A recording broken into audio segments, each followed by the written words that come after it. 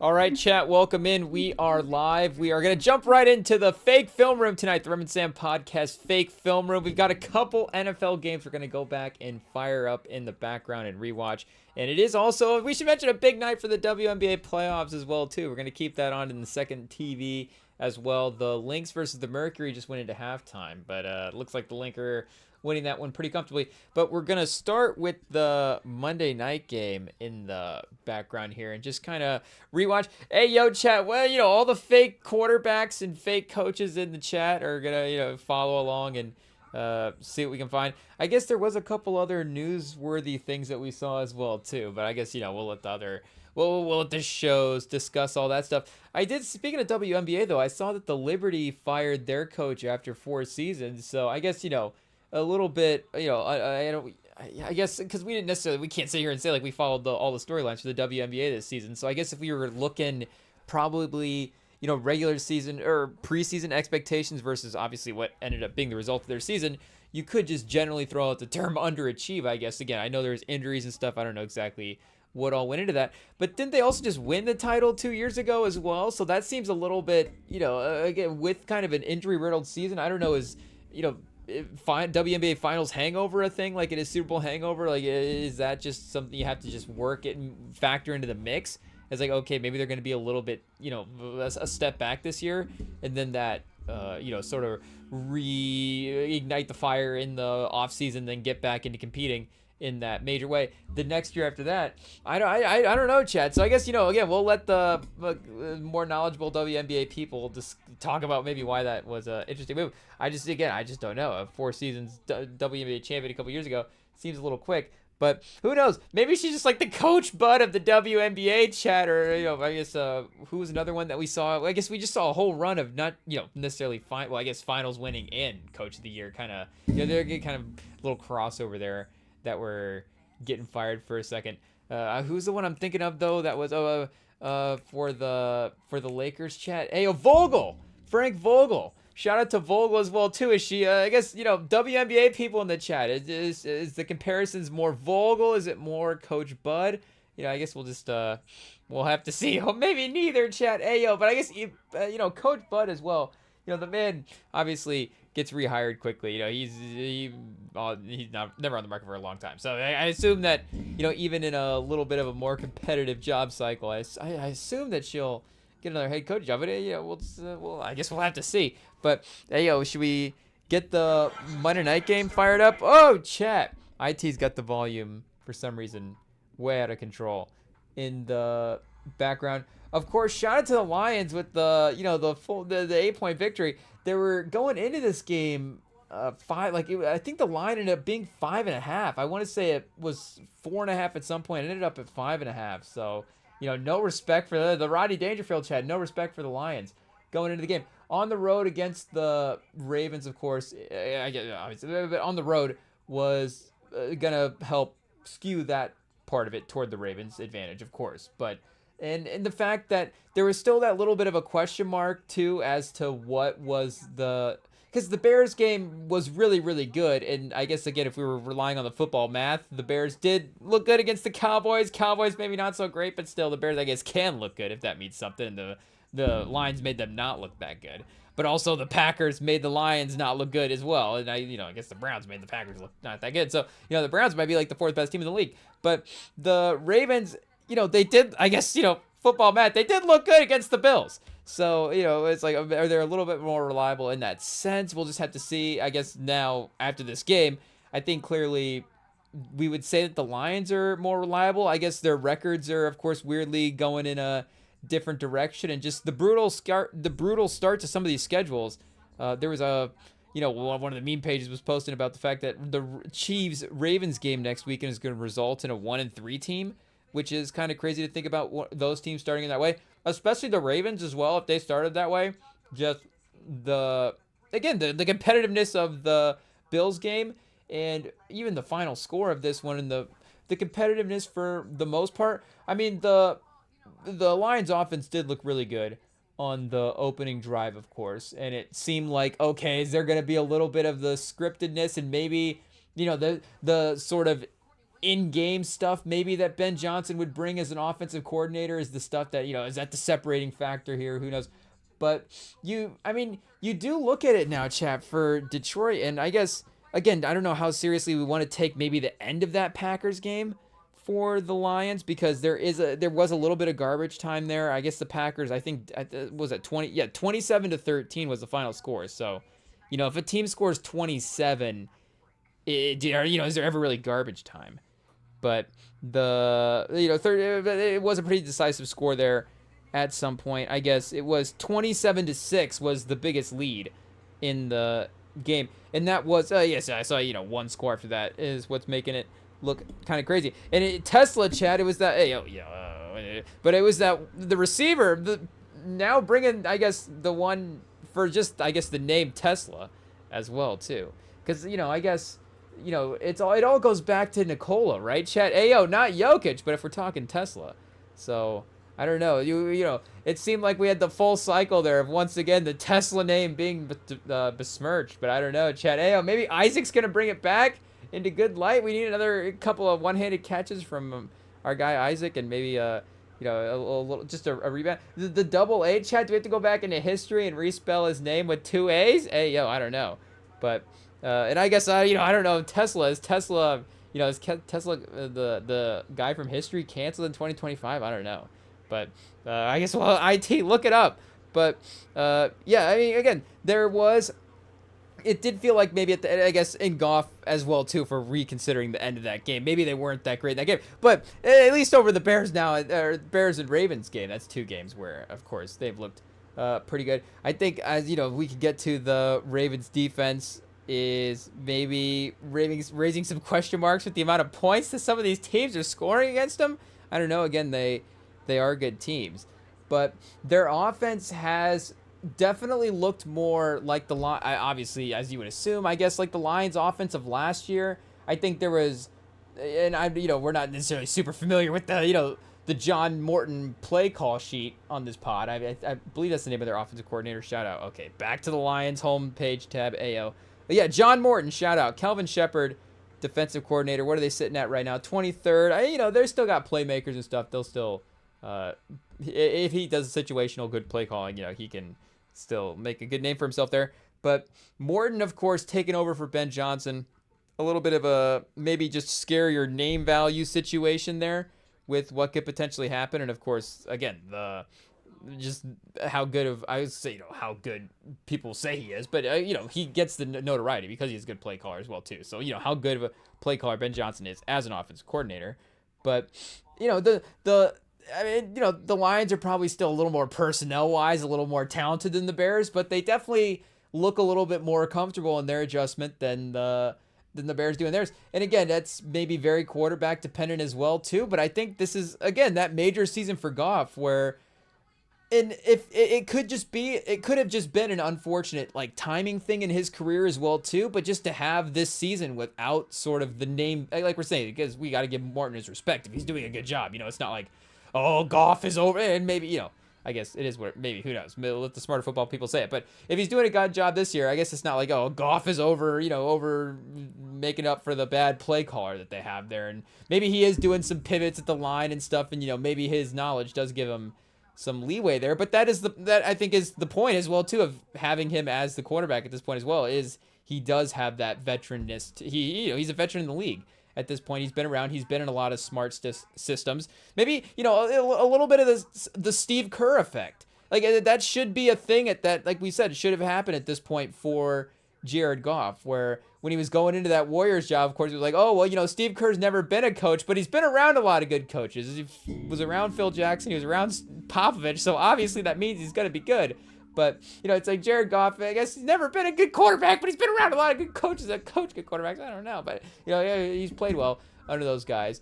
But it's like, is there potentially a little bit of shakiness? And then again, as he kind of, as maybe some of the younger guys in the league get better, as he, of course, just ages out, as the mobility thing, maybe, who knows? There was a throw, and I'm trying to remember, there was a 3rd down throw that he had in this game, which I forgot about until right now, to some mobility. Because, again, they won the game, so you're kind of not, you kind of just, I guess, for us, because we're, I guess, trying to think positively about the Lions as well too. So I guess, do we wipe away the bad plays when they win? But he did have this one throw on the run where he like tried to step up in the pocket and throw across his body, and it was just like 5 yards too short in front of it, just right into the ground in front of the receiver. It was not good. It wasn't even that. I think again, it was across his body on the run, so it's, you know, a little bit of a weird angle, twisting around, but it was still not like a crazy throw, and just the way, and just, you know, again, it was. I don't want to call it Kirk Cousins this because you know, we gotta be respectful of Kirk Cousins here, but it was a little late career Kirk Cousins with the way that pass looked in the attempt of the run. I guess we'll get it here in the replay and see when it pops back up, because I think it's only been the one driver so far in the first quarter. But again, he has played super efficient, super well, excluding the Packers game to start the season. And I guess you could say, you know, adjustment period for the Morton offense. I don't know. Obviously, the Packers defense was, you know, I think that was getting credit, and still, I think, worthy of the credit as well, too, from their performance in that game. But I got to, like, you know, we were talking about it on Sunday, and, you know, I don't know if we're just trying to, you know, just validate our own opinions here, but in the fourth quarter of this game, when the Lions were winning, FanDuel still had the MVP odds, and they still had Goff at the 30-1. It is, again, maybe Goff, I don't know if he's going to ascend above some of the Lamar, Josh Allen. So, like, that's tough. Maybe it's cash out later in the season if their record is really good.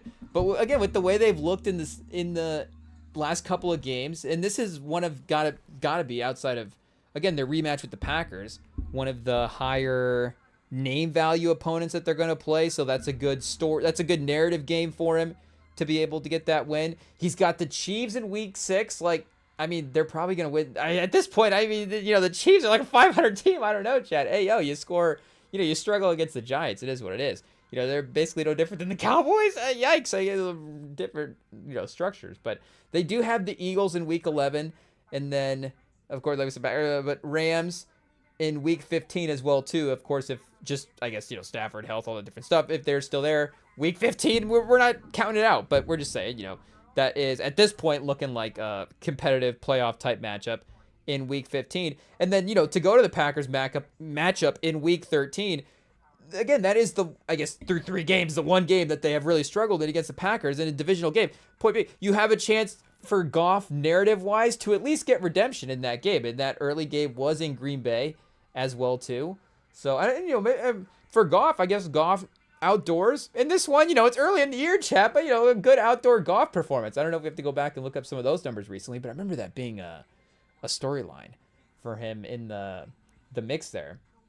But, yeah, again, he's going to have a chance to make up for that poor performance later in the year. And, you know, he might not necessarily be perfect in all these games. You know, the Eagles game, of course, is really scary. And I'm trying to think, they must have played the Eagles in this run here over the last couple of years. Just the schedule makers. I know divisions, you know, they've been good for a couple of years now. Shout out. So there's a good chance they've just played the NFC North. But here, let's double check. Am I missing it, chat? Hey, yo. That's right. I was going to say, they didn't play him in the regular season last year. And, of course, I guess the Commanders lost in the first round. Hey, yo, chat. I forget that was a first-round loss last year. Commanders just stole so much of the shine, and then the Eagles were so dominant as well, too, by the end of it. Just looking at their total offense, there was enough storylines there that so maybe they just got lost in the mix. But, hey, yo, chat. That is tough. And, you know, the Commanders do look, of course, maybe feisty this. I mean, they just put up 41 with Mariota, so who knows? Maybe they're actually the best team in the NFC. I guess they just got beat by the Packers, though, too, so football math. But, yeah, no Eagles in the last year as well, too, in 23.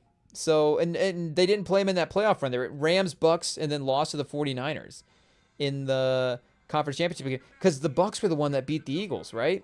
That year. Let's double check. Yeah, they in 32-9 in the wild card game. Hey, yo, again, speaking of forgetting, chat, you forget how bad it was for the Eagles in that game. And yeah, I guess the Jalen Hurts question marks as well, too. But yeah, we've forgotten about those at this point. And then, yeah, then you go back to the 9-8 season. So I guess, did they play him maybe in the last half of that year? And then at this point, you know, the Eagles would have just been a different team. So they played him week 1 in 2023. That is kind of crazy. It was 35-38. So it was a good game. Again, they were not necessarily, I guess, considered a good team because they were not good the year before as well, too. I think Was Dan Campbell also the coach the year before? Yeah, 3-13-1. So yeah, again, you're off of that season. Expectations maybe a little bit higher. You know, I guess 9 expected wins. So they did get there. Hey, yo, shout out. But barely, chat. But yeah, I guess, you know, again, starting the season the way they did, 1-7, 1-6. You're like, okay, you know, you're just right back on track for that 3-13 season. But that Seattle game, you know, 45 to, I guess all these games are kind of close as well too, outside of Dallas. So there is something there. You know, I guess we're remembering a little bit going back as well too. But the Eagles game, I guess, was a 3-point game. Hurts was, yeah, not great in this game. 18 for 32, 243, 0 touchdowns, 0 picks.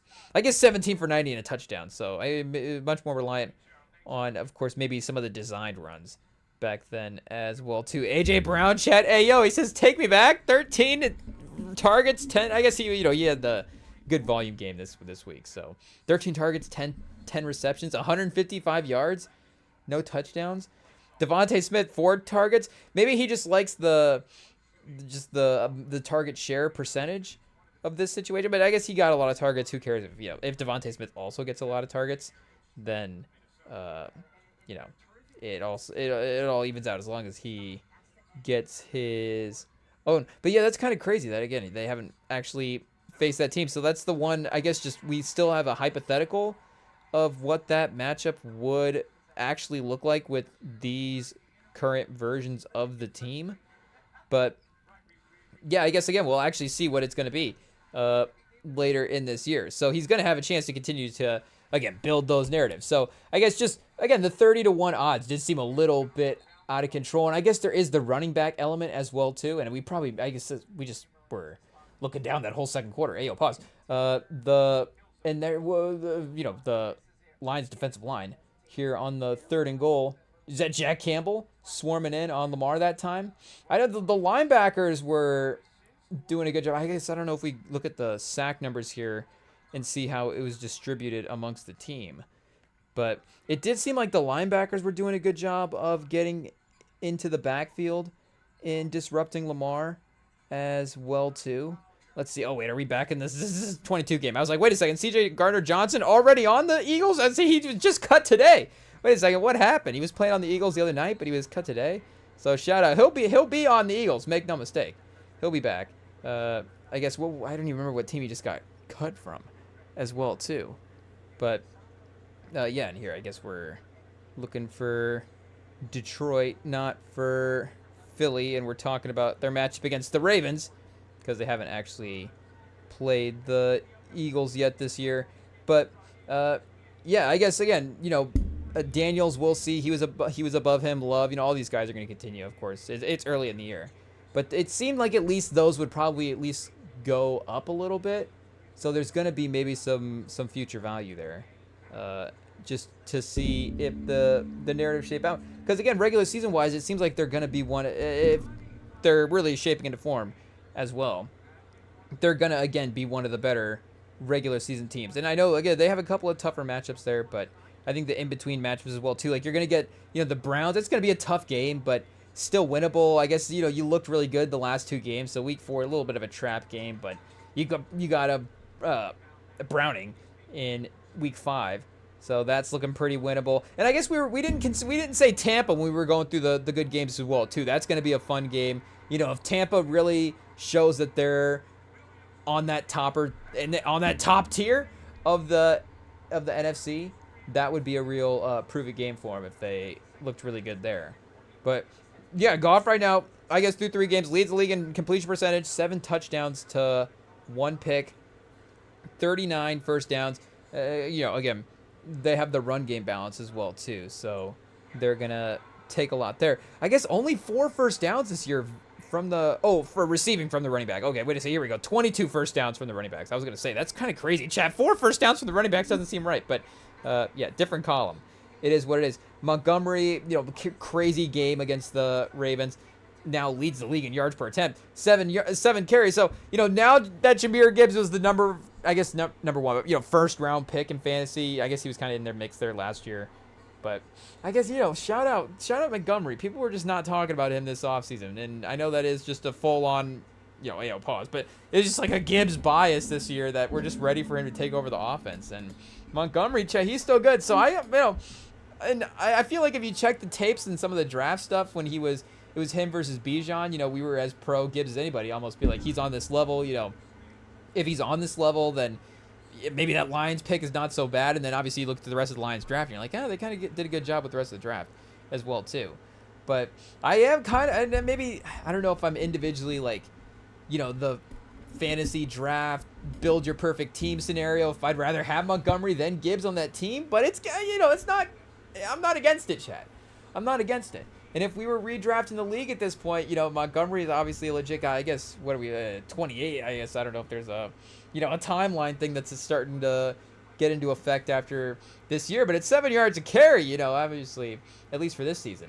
It's seeming like it's going to continue. So they're in their championship window. That's what you're going to need.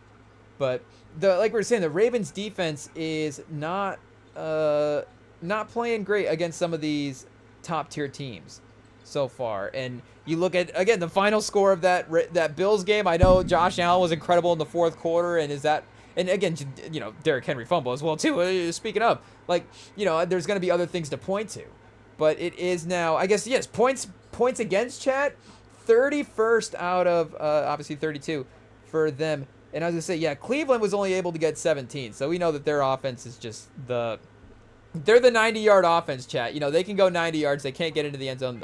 They can't really make field goals up until this past week as well, too. So, again, they can't score points. But, 41 to Buffalo, 38 to Detroit. I guess you look at, again, like some of the total yardage stuff, but, there were some short field situations there as well, too. And I don't think that these games were not so similar in the fact that it did feel like, again, this game spiraled out a little bit in the fourth quarter. And I know there was some more directly chaotic stuff that was happening in that Bills game where you're like, okay, there's more individual plays. And again, Henry did have a fumble in this one as well, too. I know it's a little different scoring circumstance stuff, but even, speaking of Montgomery, like that last drive where they're just physically getting outmanned by the Lions, and the run that Montgomery has for that final touchdown to put him up 2 scores was just untouched. It was I don't know, 30 yards, something like that, just walking into the end zone from that distance. And that was the part, I guess, that was more concerning for this Lions game. And I guess maybe do we go back and throw on the Bills game and rewatch that fourth quarter as well too? Because again, you're thinking Josh Allen and he was obviously playing awesome in that game. And Goff and the running backs and stuff were awesome in this one. But like we said, the front seven for Detroit, and then the offensive line for Detroit as well too, were just the fronts were dominant on both ends, and that physicality was able to show itself over the course of 4 quarters. And like we're saying, in the Bills, it was just those plays, those kind of fluke plays. Josh Allen making plays on one end, the Ravens are fumbling and turning it over and doing stupid stuff on the other end. And then this one, it did feel like, as we're saying, the game went along, they were starting to get outplayed more and more over the course of the game. And the pressure thing was kind of tough as well too. And this on the rerun, third quarter, 1st and goal, we got 9:38 in the third. And this is when the Ravens go for that little trick play, the pitch out to, was it Henry? And then they were talking on the Manning cast about how Lamar was running out on the, I guess, I don't even know what the little running back just, little swing route is, where he's just going out to the sideline. But he's almost calling for the pass because he's got the linebacker on him, and they're like, do you throw it to Lamar at that point and let him make a play one-on-one versus the linebacker out in space? So I don't, maybe the Ravens need to keep that one in mind in the playbook. Just, you have the fake pitch out to Henry, but then Lamar, kind of swings out to the opposite side of the field, gets the pass, and now he's one-on-one versus, and even him one-on-one versus defense back. I guess you don't want him to just get annihilated on a hospital ball from Derrick Henry. It would be the worst situation in the world. Be like, Derrick Henry threw a hospital ball to your quarterback. But if he's wide open enough, I guess, there is a decent play in college. I guess that's a good play design. Maybe not, I don't know, Supermax quarterback, we'd have to see. But Lamar proves why you got to keep him healthy on the next play when he just throws a dime. Speaking of, he throws a Danny dime to Mark Andrews in the end zone for the touchdown. So the Ravens, of course, with the lead in the third as well, too, in the second half at some point. But yeah, this one was tough, and I don't know if this one would have, like, it's difficult to say for this one for the Ravens how, any of these regular season games now are going to affect our opinions of them as a playoff team, because I think, speaking of playoffs as well, and there's I guess another reason why that Bills one is so tough, because it's an AFC matchup. It's a team that you would be playing directly in the playoffs. So again, you're walking away from that one as the Ravens going, oh, we didn't necessarily get outplayed. But now to have this type of game on top of it, where just in the second half, you're not necessarily looking in the fourth quarter, you're not looking on the same par as the team you're playing, is not the situation we're going to be in as well too. But like I was saying, the fact that, again, in these playoff situations, I don't know if our opinion is going to be a change of them, even if they had won this game.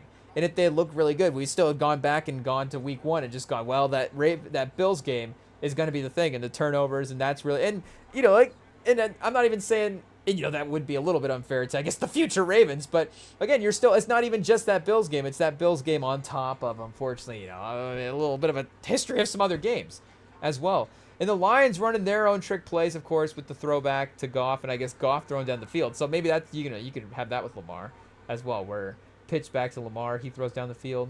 But I guess, we just want to see Lamar run a route. That'd be kind of, I guess, hey, Chet, now we're going back to the draft days. But I guess just for the Travis Hunter effect of it, the just to see how many, different ways he can put up stats, not necessarily just the man's a receiver. But we're bringing it back, Chad. Hey, no, it's like Lamar. What happened? He's the best quarterback in the league all of a sudden, best thrower, and now someone saying he should play receiver. I feel like that is, of course, and I feel like we talked. If anybody's not underrating it, it's us. But I feel like that is an underrated thing, that he actually might be just the most accurate quarterback in the league, and it was a question of one point of, like, is he going to be a competent thrower? And that's obviously probably a little unfair, a little, I obviously, looking back, even again with the question marks that Lamar had at the quarterback position at the time, it's a little clear why he was probably the 31st pick in the draft, unfortunately, in the moment.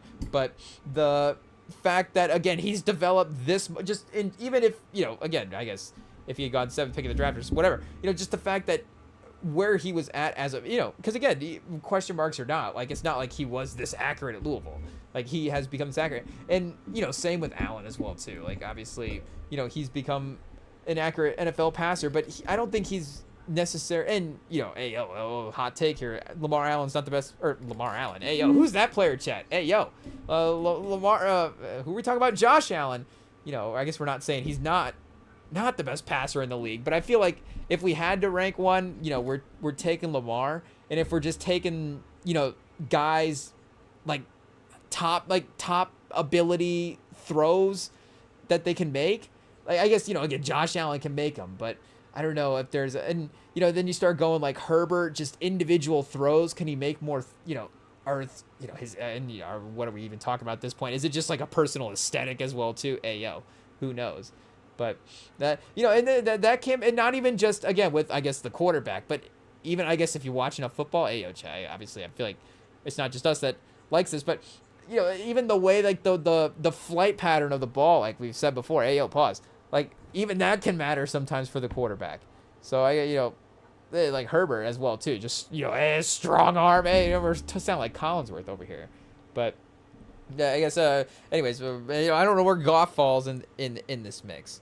But Goff is, obviously Goff is fun to watch play. I don't know, if he's top of the line. But the fact that he doesn't throw incompletions as well too, at this point does make him, again, a pretty consistent watch. And there's this 70-yard touchdown from Montgomery, the breakaway speed. Oh, wait a second, the 70-yard run, we should say, not the 70-yard touchdown. I was assuming it would result in a touchdown, but no, it was, of course, I guess not quite the full breakaway speed. But he was moving down the field there for a second. Who was the one that, was it Humphrey that chased him down? Shout out Humphrey, of course. A lot of speed in the Ravens secondary when they're chasing the guys down the field. Apparently it doesn't exist when they're, covering receivers or beforehand, but they will make the tackle, I guess, before they get into the end zone at some point, but not all points, who knows. But yeah, shout out, like we're saying, the Lions are looking like a scary NFC team, and they do have even not just the motivation of the fact that, they kind of had the double motivation this year where they were, again, a little bit unsuccessful in the playoffs last year. Definitely a little bit underachieving from where you thought you were going to be at going into the season, going into the playoffs. And then people were starting to shift the conference and the division away from them as well, too. And again, the Packers are going to be, we're not writing them off these other teams. The Packers are going to be competitive. Oh, chat. I mean, shout out to Morton as well, too. The double pitch from the running backs is crazy. Was that Amon-Ra to Gibbs? I mean, the creativity and the flashes are still there. And it's him, it feels like, kind of running, again, stuff that Goff is comfortable with, where I don't know if it seems like, Ben Johnson has been in that lane the whole time with Caleb Williams, which has been a little confusing as well, too. But, yeah, 21-28, and you have the ball with if you're the Ravens, with 14, just under 15 minutes left. And you're not feeling too bad. But the Henry thing, of course, is brutal. I don't know if that's, obviously, I don't know if you're a Ravens fan, if you're not writing off Henry at this point. But I don't know what your trust level with him is at in the playoffs. He's had, obviously, great playoff games for this team.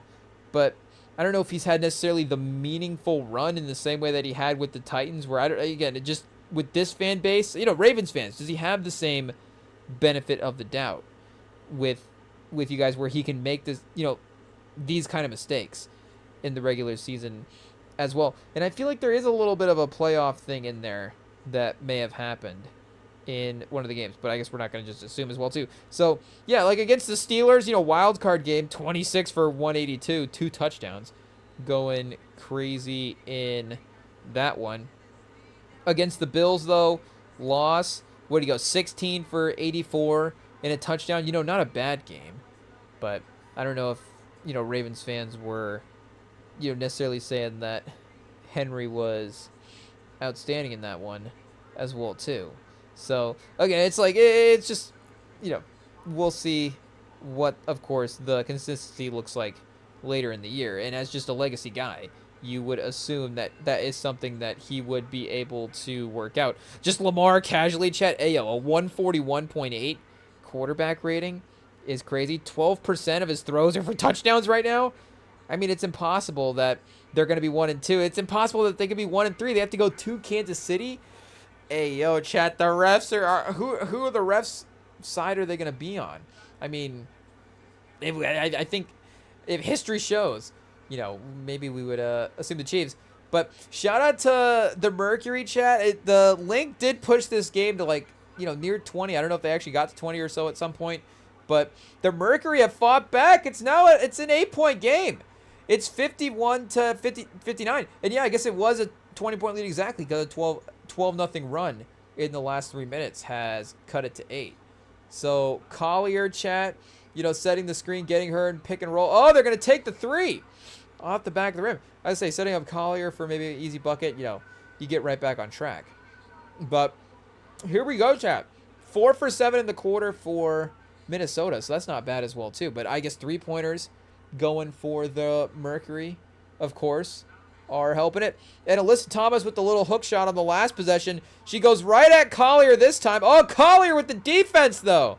I would say a little Alyssa Thomas takeover, trying to avoid elimination, but Collier with the defense, and it results in the 3 on the other end. So they push it back to double digits the minute we pay attention. Of course, they start to push the lead back. But shout out, chat. Hey, the Ravens kicker getting the one barely over the upright. I don't know if that one was still good or not. But that was the make it 24-28 score. And, their defense, that was like probably the one really good stop. Not the one, but, just notably like the one that was a really important stop for them in the game, season as well too. I guess we go back again. You're ultimately thinking the Bills win that game. Was there a stop beforehand that resulted in them getting the back and then the fumble and yada, yada, yada? I feel like the Bills were scoring a bunch there in a row. But, yeah, they did. The Ravens were looking to drive and tie the game, and they did need to get a stop. I guess we're able to get him off the field. So 3rd and 5 for Goff, driving back, and there it is, chat. That's the play where he was trying to throw across his body. The receiver was there as well too, and he had him. I guess again we could go through the list of guys, and ultimately he is able to get the win. Goff is able to go through his reads and make it work, but that was like if that's playoffs, we just have to have that play later on. Then that's the tough one. And then after that was the fumble right afterwards by Derrick Henry, which of course gave the Lions just a pretty short field, and they were able to take advantage. But Hutchinson with the forced fumble, I feel like chat, we're hitting the remote. Hey yo, we don't need to skip forward. We can see what these plays are. Gibbs running right into the defensive line. Hey yo, shout out. There was definitely a couple of those where it felt like, okay, this guy's usually pretty good at being shifty, kind of bouncing outside if he needs to. But yeah, shout out to again Detroit in this one for starting to look pretty crazy. So again, there's some I don't want to say that there is some legacy guys from the coaching standpoint that I guess question marks are obviously one thing. I guess what does that ultimately result in? But I guess the NFC or AFC North is an interesting one to look at. I feel like with the way the Browns are playing right now, Stefanski is honestly looking pretty good. Again, they just got a win, so I guess they have the same record as the Ravens. But they've been competitive in a lot of their games. Their defense is playing really well. It's an identity, and I don't think a lot of people thought they'd even be this competitive. So they're just overachieving in some ways. But Taylor's had a good run for. He's been there for a couple of years in Cincinnati now. Of course, Tomlin in Pittsburgh and Harbaugh in Baltimore. And, I don't know, Chad. Obviously, Harbaugh's got the Super Bowl thing, and I guess you could say the same thing for Tomlin as well, too. Is like, can Pittsburgh keep, having these kind of, just these kind of mid-seasons over and over again, where it's like, yeah, you're getting to the 500 record, but, has this team really been any different over the last handful of years? And I got to be honest, like I'm starting to kind of get there with Tomlin as well too. I think this year, and the quarterback thing is super legitimate. So I guess maybe we have to see like a real draft situation. So I guess chat, immediately we backtrack. But of course, again, I guess for Harbaugh, this would be a little bit different because they're in just the next tier up. So they're trying to go from that. Can we be in the, I'm not even the divisional round. Of course, you want to be. Of course, win the Super Bowl as well, but just trying to break through that last level and even get back to the game with this core that they have. So, Chet Mateer to the Colts at 29 on Tankathon. Hey, yo, we're still a little salty because of that Michigan game where they definitely destroyed us, but the potential has definitely been shown. So, I guess just based on talent, we're not necessarily against it. I guess whenever we're ready to go watch rewatch the tape, we'll have to see. But I guess the Ravens where's the Steelers at right now? So the Steelers with Aller, chat. Hey yo, Tomlin would immediately just have to he'd get the pass again, chat. We'd be like, well, we got to see Tom with another quarterback. Hey yo, Aller. Shout out 626 yards. How many games has it been? Who have they played? I guess they got running backs, chat. But hey yo, should he have as many yards as a running back through the first couple of games? I don't know. Drew Aller with the running back stat line, or is this a quarterback stat line? I'm not exactly sure. At least Mateer 1,200 yards. Hey yo, we're this is looking better already. But the Lemon, this receiver for USC, has got as many yards as Aller alone. Shout out, and USC's quarterback, of course, is getting some love as well too in the circles. But hey yo. That's crazy, chat. That's crazy. In the draft circles, I don't know if even clarifying helps at this point. But Whit Weeks, the linebacker, I guess what are we in the third round, second round? What are the numbers here, chat? From LSU. Shout out. I guess Van Lathan will have to call into the pod and let us know how he is. But Whit Weeks sounds like a player that I don't know if it sounds like a Ballard player or not, but it sounds like a fun player to cheer for. A Weeks jersey, chat? I guess it would have to say Whit Weeks on it for it to be a good jersey. It would have to be a custom one, so I don't know how committed we want to get. Maybe a Pro Bowl or two into it, and then we'd have to see. But yeah, again, with with those coaches, it will be interesting to see if again if there is a recognized ceiling with not what they bring to the table, but what these rosters have been over the last couple of years as well. Because again, and we're not the ones that are like sitting here be like, oh, coaching changes, Chad. Hey, get him out of here. I'm just saying, like, again, these teams are just the same every year. So at some point, if you run back to teams, you kind of know what you're getting, and it is what it is. And changes could be made in roster and everywhere else. I get it. I'm just saying that maybe it's the one place the changes haven't been made yet. I don't know. But again, those are all legacy guys. I guess more so Tomlin and Harbaugh with their Super Bowls and with their past. But maybe there does need to be I guess do we say not a term limit, but term limits for coaches, Chad? I don't know. But maybe there needs to be a term limit on a Super Bowl win as a coach. And I don't know if you kind of have the same thing as a player. See, I mean, of course, the thing with players and with just the athletic part of it is you do have the physicality aspect where the player can move into a different phase of their career where it's like, okay, obviously physically they may not be able to quite be that number one guy in the same type of way as before.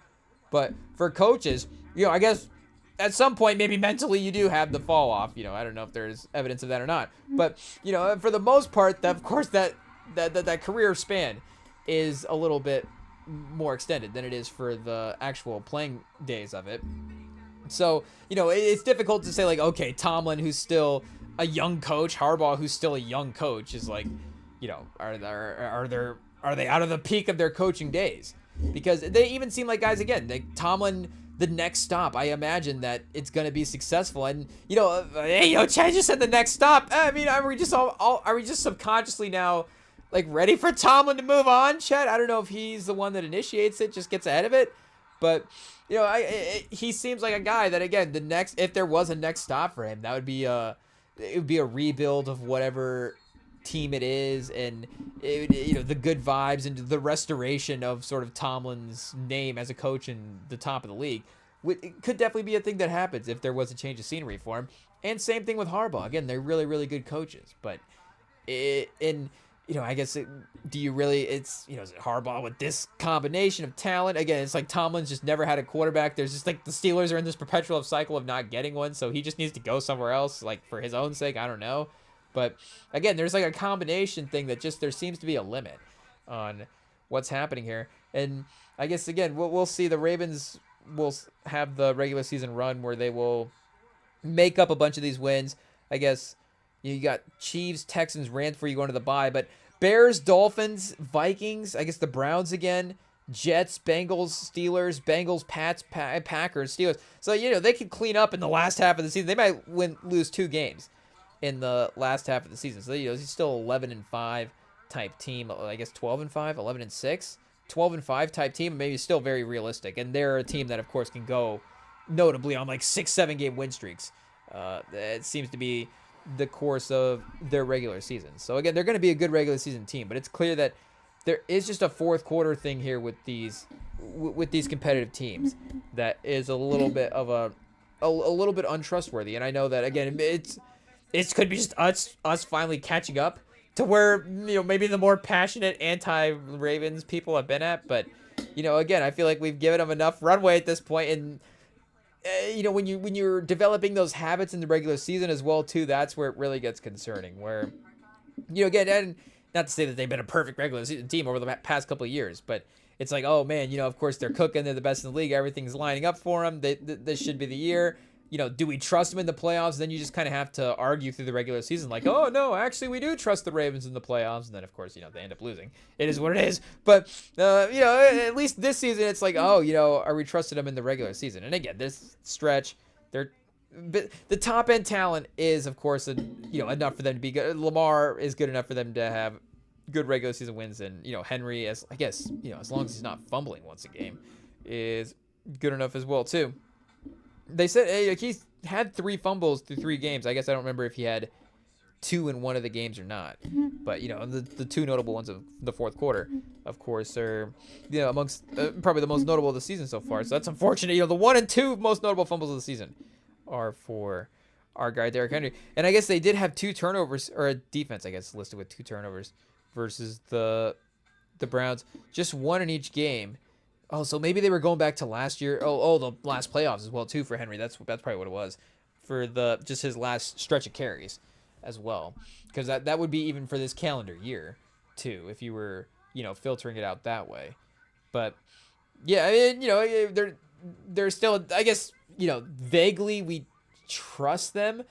But they're definitely a team we wouldn't, at this point, you know, bet on in a playoff situation.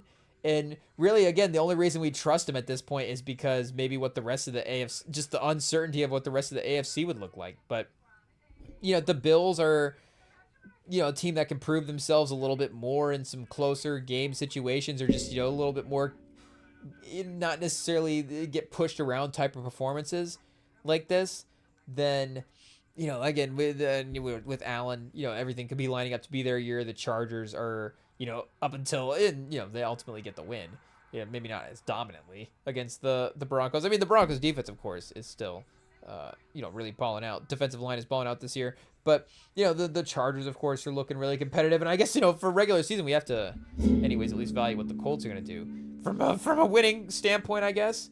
But, yeah, again, everything should be aligning for the Ravens, but it just doesn't seem like, I don't know, Chat. Hey, yo, there's just like a little bit of a spark that's just not quite there. I don't know. And again, is it maybe Tomlin to the Ravens? I don't know. Do we do a coaching switch? Is that sacrilege, Chat? I guess Saban, you know, he didn't jump, like, it's not like Les Miles went from Bama to LSU and then Saban went for, you know, it's not like they switched coaches that way.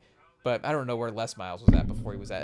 Was Les Miles even the guy that followed Saban? I mean, he was there, right? He was there afterwards, but I don't know if he was the guy. There was like a 2-year coach that was there or something. But, you know, a little rebound coach. But, you know, was Lane Kiffin in the mix?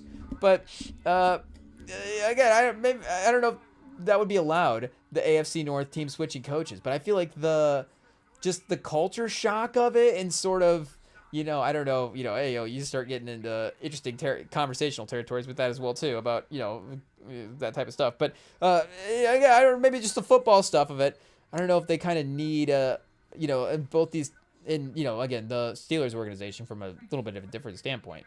But the Ravens just, and I was seeing a quote on the, you know, walking around on the TV today. I think it was First Things First that had the quote on the screen. And I forget which Ravens guy it was. Maybe it was Lamar. But it was like, you know, week 1 was a wake-up call. And then it was like ... Week 3 is a wake-up call. It's like, oh, Chad, how many more wake-up? You know, I think we can lose the Chiefs and be like, oh, you know what? Week 4, it's a wake-up call. It's like the Ravens should be wide awake at this point. But no, they need a little bit of a spark to, you know, for some reason. And if you're not going to get it from, I guess, you know, again, the years of playoff shortcomings, and I guess, you know, the narratives of the regular season only stuff with the MVPs and, you know, just all the down. I don't know, Chad. It feels like there's enough there to just be like, okay, screw it. We're going to go out and win this thing, and we're going to just prove everybody wrong. But I don't know. And maybe, again, that's sort of just, you know, the Henry frustration of like, you know, I'm trying to do that. I'm just fumbling. Hey, yo. But, you know, again, it just does seem like they're a little bit lacking in some of these bigger moments. But hey, we'll give them a chance to redeem themselves when it is in the playoffs. I mean, we'll just, I guess, give Lamar, you know, second chances until the man just retires. It is what it is. We're I guess, diehard fans, Chad. I didn't realize that we were such Lamar defenders, but yeah, I can't not stop believing in the idea for some reason. And again, I guess it's not for some reason, because he is so talented, but I guess it's not to say that talented guys have, you know, again, there's so many talented guys, and it's one title per year. And, you know, the history of the league does say as well, too, that it's more like, a single champion, kind of a multiple dominant guy, more so than it is, you know, parity and everybody kind of winning their own, everybody gets a turn to win their championship. Like, it's, you know, you can have your turns of being, I guess, a great team, and, you know, your own side of the being competitive or not. But at some point, it's like, oh, you know what? It's the Steelers that are just going to win the Super Bowl every year in the 70s, and it's the Niners that are going to win it every year in the 80s, and the Cowboys in the 90s, and the Patriots in the 2000s, and then the Chiefs in the beginning of the 2020s. And I guess again, you have like some Eagles mixed in there. Like there's some teams, but it's pretty consistent. And that's organizations, that's ownership. There's reasons for that as well too. But again, we're just never gonna not believe that he has the ability to win in these playoff games. And I guess it's the MVPs as well too. Like he literally has to win a Super Bowl. Hey yo, like it's not even he has to have I guess because he's had the great season or the great playoff run. Just I guess if he has a great playoff run and Derrick Henry fumbles in the Super Bowl and they lose, then I guess we could debate what that means for the Lamar narrative when it happens. Hey yo. But well, what's the score of this game, chat? They just the link called a timeout, so the timeout graphic covered up the score. But the Mercury just went on another run as well too. Sabale is drilling threes. So wait, when they go to the transition here, let's see if we get to the. Oh, they're not going to give us a score, chat. We're just going to get an outro graphic. Okay, I see. We'll have to wait then for the. We'll just have to stay tuned. And oh, wait a second, I forgot, chat. We have the internet. We can just look up what the score is here and see what we've got. But yeah, it seems like the fourth quarter. Of course, the Mercury are not wanting to go home. But again, we haven't necessarily seen this from the. I'm trying to think of like the largest, AO pause, but like the largest comeback that they've had as well too. And I know that again, Lamar has had his moments, and for the most part, they've been a dominant regular season team, so they've won a lot of games pretty impressively. So to his credit, again, that's been more so the storyline than he's had to have the fourth quarter dramatic wins. So in 2021, he had 4 fourth quarter comebacks, but yeah, I guess in the last, I guess now if we're going into this year, 3 years, but the last 2 years, he had 2 last year, 0 in 23. Again, they were just dominating, I guess, everybody in that one. 2 in 2022. And that's in 12 games as well, too. So that's the little injury start to the Lamar career. Again, he's even been healthy the last 2 years, chat. Hey, you just, I guess we just got to keep giving him credit, chat. It is what it is. We got to get the other game fired up in the background as well, too, before we just, keep rambling here. And I guess speaking of quarterbacks, chat, speaking of, I guess, maybe different kind of question marks, the next game we have to fire up here and just go through the, the condensed version. Oh, chat, they've got all 22 available. Do we go through the all 22 and see what's wrong with our guy Stroud? We might have to, chat. Hey, yo. It is what it is. Maybe just a strong focus on the defensive line. And, shout out to Red Zone. We love watching Red Zone. But, of course, again, you don't necessarily watch the full games. And I guess, were we in the market to even watch Jags, Texans the full game if we didn't have Red Zone? I don't even know. So, we'll sit down and make sure to catch up on some of the play-by-play stuff here of what's going on, because again, we had high hopes for Stroud, like we have high hopes for Lamar. Again, Lamar has the regular season. Stroud is losing on the regular season. And I guess we've said there'll be more chances, I'm sure, to talk about Lamar, chat. Hey yo, and again, he has the fourth quarter comebacks. We're just being a little negative right now because of course the fact that they're losing some of these games. But I guess, hey, yo, Chad, we got the purple and gold and black on. I guess, we're not Ravens. The Colts are 3-0, and we're over here being Ravens fans. Hey, yo, I don't know what's going on. But we got 64-70. Hey, yo, the game's back. I don't know why we're watching the game cast. But, yeah, again, the Mercury fighting because best of 5. So I guess it would go 2-0 here. Okay. So it wouldn't quite be elimination after this game. But I don't know if the 2-0 is quite the 3-0 in the WNBA the same way. But winning one on the road here versus the Link after that deficit would be pretty impressive as well too. Oh, the defensive pressure, chat. Alyssa Thomas is out on the perimeter trying to get the steal. Unfortunately, that means around the basket there was maybe a lack of defense. They were able to get this. So that's the 70, chat. The bucket that gets him to 70. And, I mean, that just shows you what this game's going to be for Texans Jags, because we just missed 2 drives very quickly. And, there's like two possessions for an NBA game, and I get it's a condensed replay for the NFL as well too. But 2 possessions for an NBA game should not equal 2 possessions for an NFL game. But the Jags and the Texans just couldn't move the ball. It is what it is. These offenses were, do the Texans play the Ravens at some point in the season? Do they play the Cowboys, chat? Like, hey, I mean, the Jags, maybe some matchup stuff where I guess their defense is probably not going to be like worse in the league early on. It'll probably be okay, but it's good personnel there as well too. So it's in divisional matchup, maybe again, new coaches have some familiarity, maybe with some of the personnel again. So it's not surprising that maybe it's an ugly game and maybe the Jags get an ugly win. But also the other 2 games, not divisional, ugly also as well too. In the fact that they lost both of those. But yeah, they do. I guess they do have the Ravens in week 5, chat. We just had the Ravens schedule up, so yeah, we should remember that. But Titans, another divisional. We'll see. Titans. Speaking of defense, I guess some personnel, but and maybe been feisty. Outside of the fact they just gave up 41 to the Colts. Maybe we're putting a lot of stock in that Broncos game early on, but they do have the Ravens. They do have.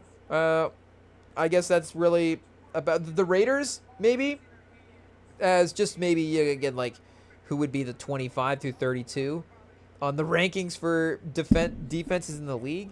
And the Ravens, Chad, it just is what it is. I guess, and maybe it's just sort of, if we have higher expectations for a team that's not our own, than if the Colts just keep on winning. It's like, what is, Daniel Jones is, I don't even know where the Super Bowl's at this year. Daniel Jones is in Miami. Like, he might be in Miami anyways because they're not going to be in the Super Bowl. But, he might be. It's like, wait a second. All of a sudden they're. Yes, I guess, do we have to call this the Zendaya? What's Zendaya's character name in the Spider-Man movies, chat? Hey, I guess shout out to her superstardom. That, of course, it's just like, that's Zendaya. But, it's not. Because, what is it? Mary. Is it MJ? They just call her MJ, right? But is it Mary Jane or something like that? I don't know. Because it's not directly the other one, and then Gwen, of course, is the Emma Stone. Shout out, but I guess we could also keep an eye on Trevor Lawrence for this game as well too. He is in definitely a little bit of a turning point season for him, though I don't know if it's turning point because I feel like we've turned, chat. Hey you can check the tapes. I don't know, was it 2 seasons ago or going? I don't think it was going into last year, but maybe it was 2 seasons ago. Maybe it was last year, chat. Where it was like, I don't know, Trevor Lawrence, is there some, at what point are we going to see the MVP potential for him? And I guess we're really framing that favorably for us. We were really saying that we're going to see it more so than are we going to see it. We're like, yeah, I mean, if, he's had this generational upside, then this is the timeline for it. But unfortunately, that has not panned out. But I think, again, in what we were talking about, the Caleb Williams stuff, as expectations reset for him, I feel like they've reset in a major way for Lawrence, where, of course, it's like, are the Jags, and I mean, I guess he just got paid, but at least the sort of fan mindset of it was, what is the long-term upside for him as the starter? But at least they have a winning record, and it hasn't been great through the first couple of games. And I guess if he is more like an ugly game quarterback, kind of clumsily finds a way in 4 quarters to get wins, then, that could be something.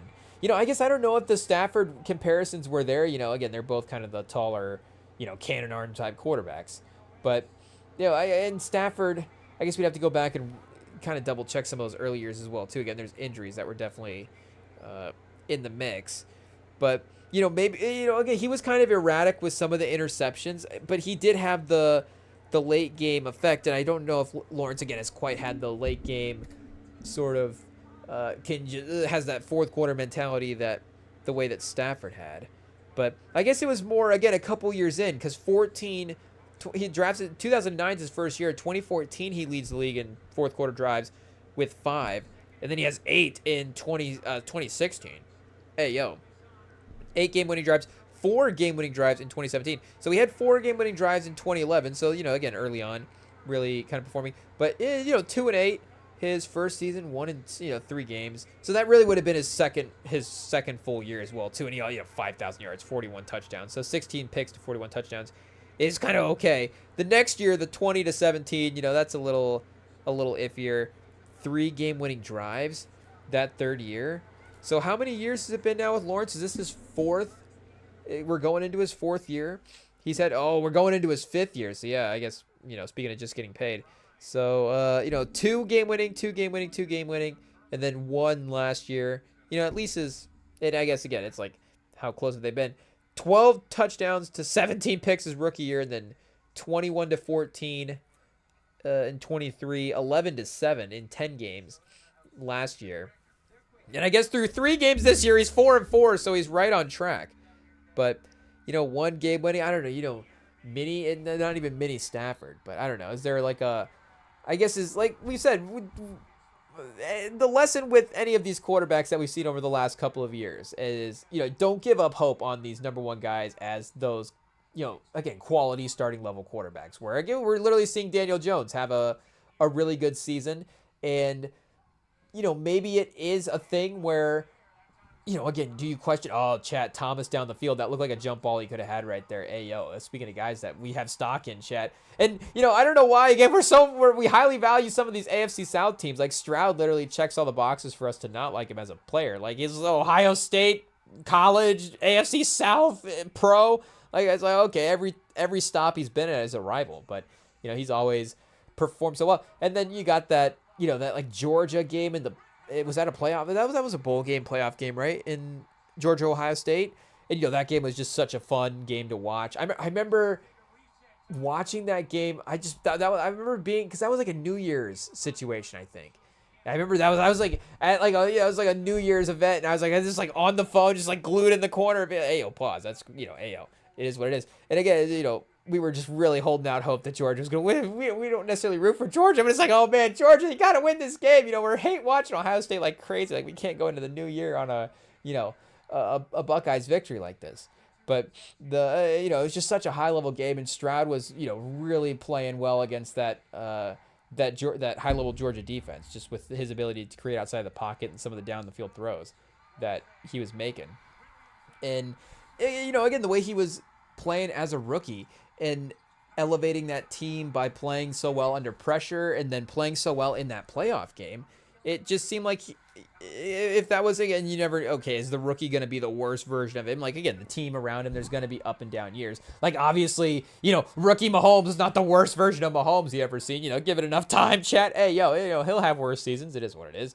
But just in terms of, again, that IQ level, it's like, I guess, he's only going to go up from here knowledge-wise, and hopefully they at least, can minorly put some pieces around him, and if at least he has a couple, then maybe they're a competitive team. The AFC South is not looking, super great. It's still not, again, like a long-term, like, there's a real fearsome team in this division. But again, the Texans were supposed to be that team in a way, and I guess the Jags were supposed to be that team when they got Trevor Lawrence as well too, because he was drafted before Stroud. But Stroud was a little bit more consistent in his rookie season, and I guess was just straight up one of the best quarterbacks in the league. Of course, him and Jaden Daniels had that comparison through their rookie years. But like we said with Daniels, even if it hasn't been as perfect from a numbers standpoint, two games on, eye test wise, it has still been pretty successful. And I think Stroud had a little bit of that last year as well too. So his second year, maybe same type of thing. But this year, again, the offense has been literally the worst in the league. And I get that, again, we have to look at the situation around him as well too. But that is, like, I guess, do we have to look like how many times has an MVP quarterback or a top whatever MVP quarterback or a playoff type quarterback been, and again, like Stafford won a Super Bowl as well too. So those Lions teams were pretty bad. So that's gonna, he's gonna be up there for like if we go in team wins and team success and all different stuff. But team offense, like for it to hit that level of poor offense is, and a little bit more than just some of the pieces around him are a little bit weak. Because again, you do have a pretty good receiver as well too. So again, like, is their offensive line comparable to the Cowboys' offensive line? I think Stroud, even with maybe, and I guess we have to look at the numbers this year. I don't know. We'd really have to, focus in on the tape for that to go back and rewatch some of the offensive line play. Stroud on the bootleg, rolling out, Chat, just inaccurate down the field. Not even, I guess, down the field. Just a little kind of dump off 7-yard pass. The defender is in his face. You know, he's pausing, kind of maybe like throw it up over him. You know, maybe I don't know if it's the cleanest angle, but it's not necessarily defenders around him. It's a long story. It's a pass he should make in the end, and it's just not accurate. He looks rattled. You know, I guess people have been talking about that moment since Caleb Williams. I don't know. Again, you can't necessarily say there's been a pause, a transfer there, but because I guess Caleb Williams hasn't necessarily been, game to game awesome like the way Stroud was before that. But his numbers have been better, and I think that's even a little bit more detrimental to Stroud because of the Caleb Williams conversations we've been having. And I guess, again, Stroud had the year that, Caleb we'll say hasn't had yet. Not that he hasn't had, but it hasn't had yet. And, it's like, I guess, been the one. But he doesn't have that. At least, again, Stroud built some credibility up there, some leeway for young guy. He's going to potentially turn it around if he's having those slumps. But this is a pretty backward start to the season that you don't want to have. And, again, the Jags might be kind of a ugly 500 team.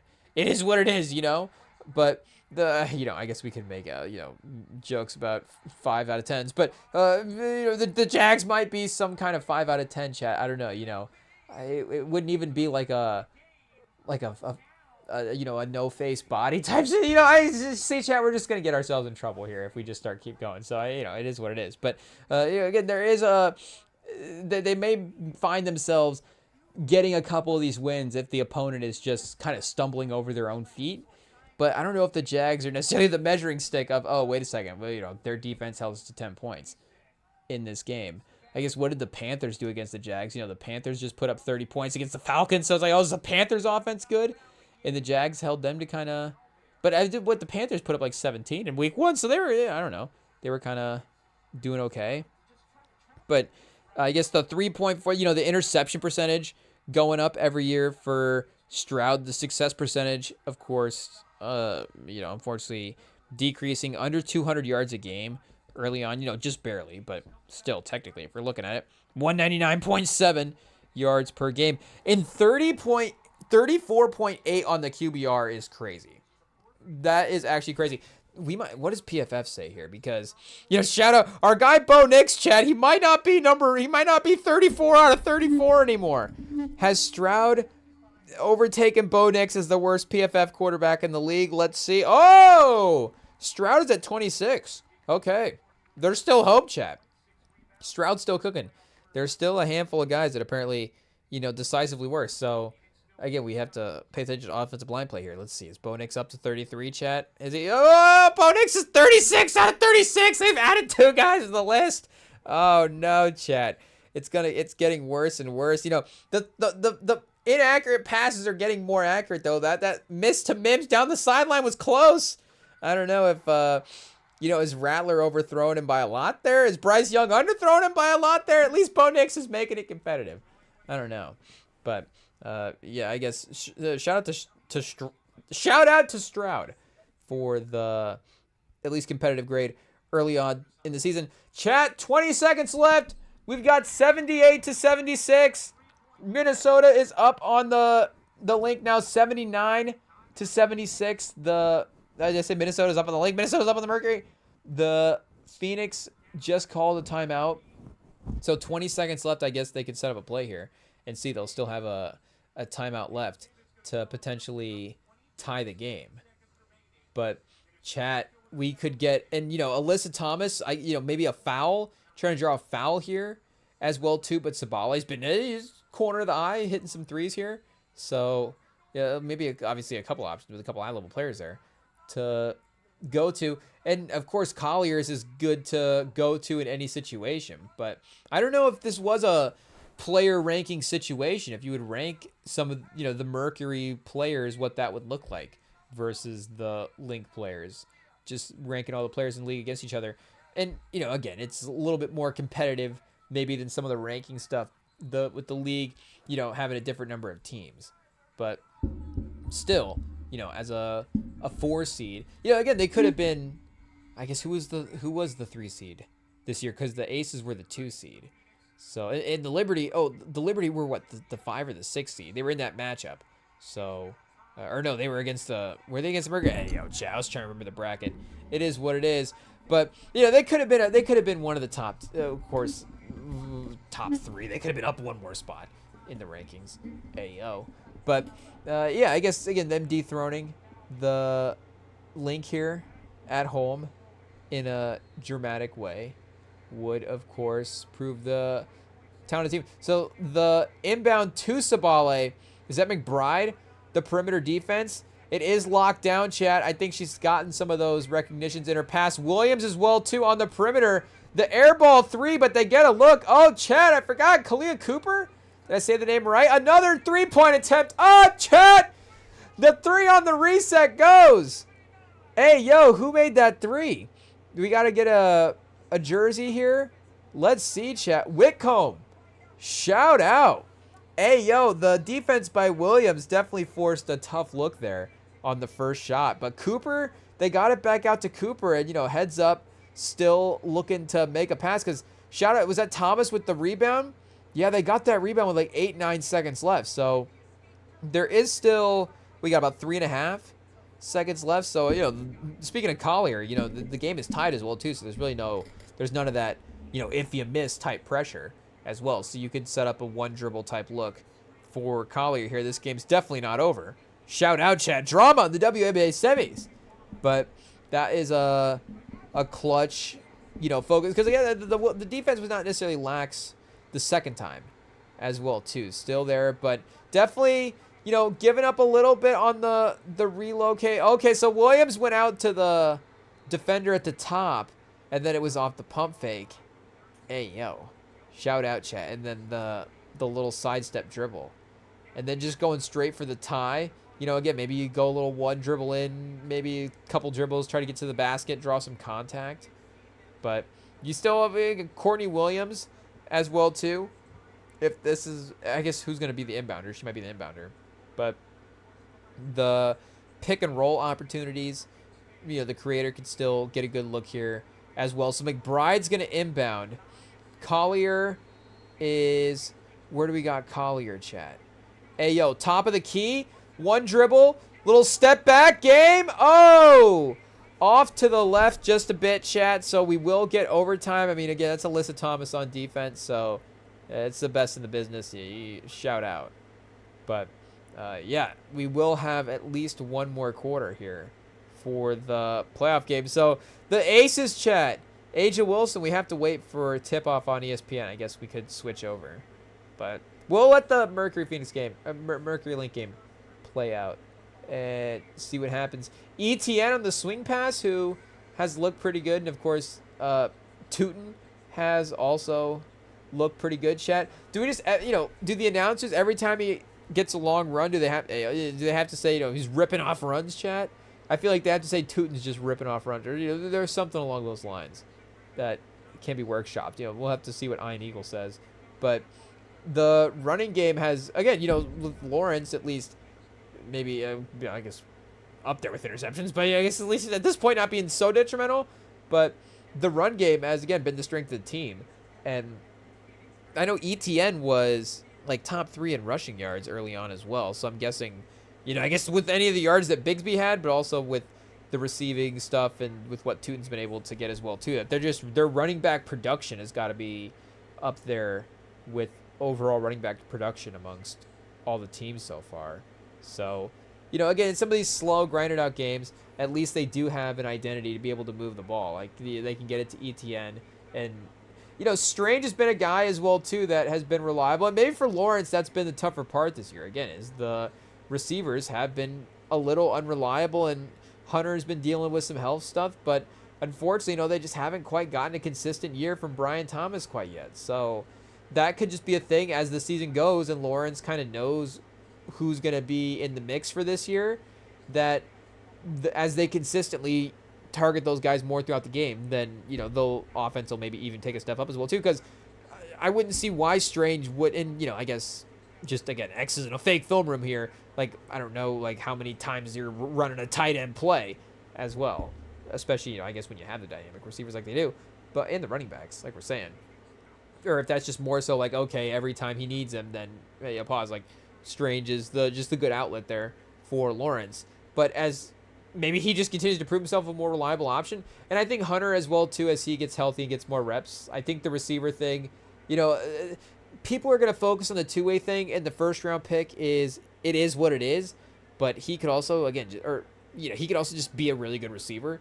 Like, that's, also really a real possibility. And then, there maybe there's, like, 2 or 3 different seasons in his career where Travis Hunter has, like, I don't want to say like massive defensive production, but like really kind of is playing more snaps than not. And maybe again earlier on in his rookie year, maybe there's like stretches, a couple of weeks where he's really ramped up on the two-way stuff as well too. I mean, there was already a game where it's like him and Edelman were like the only 2 guys to play 2 sides of the football like that. And I didn't even remember like Edelman playing 20 snaps on defense in a playoff game. But hey, I was like, Edelman, shout out. Hey, Travis Hunter should be able to do this a couple more times if Edelman was, out there running around on defense. Shout out. Not to say that Edelman can't play defense, but I think, even still, Travis Hunter's better defender than Julian Edelman.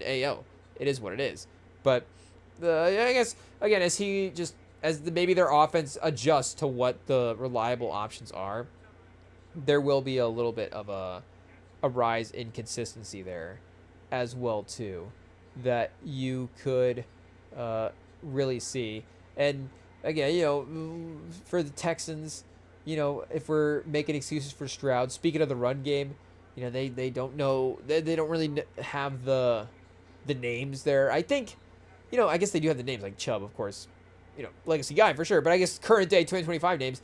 But, Chubb has been kind of decent. I guess, I don't know if we have to look at some of the numbers here. Maybe for them also, the run game has been the best part. Again, maybe it's just the pass game has been that detrimental. I guess it's not necessarily been stellar. It's 29th in attempts, but 23rd in yards. So I don't know if, that means something. 16th in yards per attempt, so it's kind of mid. So, I guess it's not necessarily being explosive enough on first or second down to set them up in a big way. But the penalties as well, too, what are we looking at right now? On 24 penalties for them as a team so far. I guess they don't have league rank on here. But that feels like a little bit too much. I feel like with D'Amico Ryans, them kind of being in random, like, 3rd and 13s, 2nd and 12s, like, they just always end up kind of in the pause, like, longer situations. And, maybe they need to be in it. Now I forgot exactly what we were looking at. Oh, just rushing offense in general for him. So Chubb, 5 receptions for 31 yards. That's not bad, though, through 3 games. Shout out. Still at least in the mix.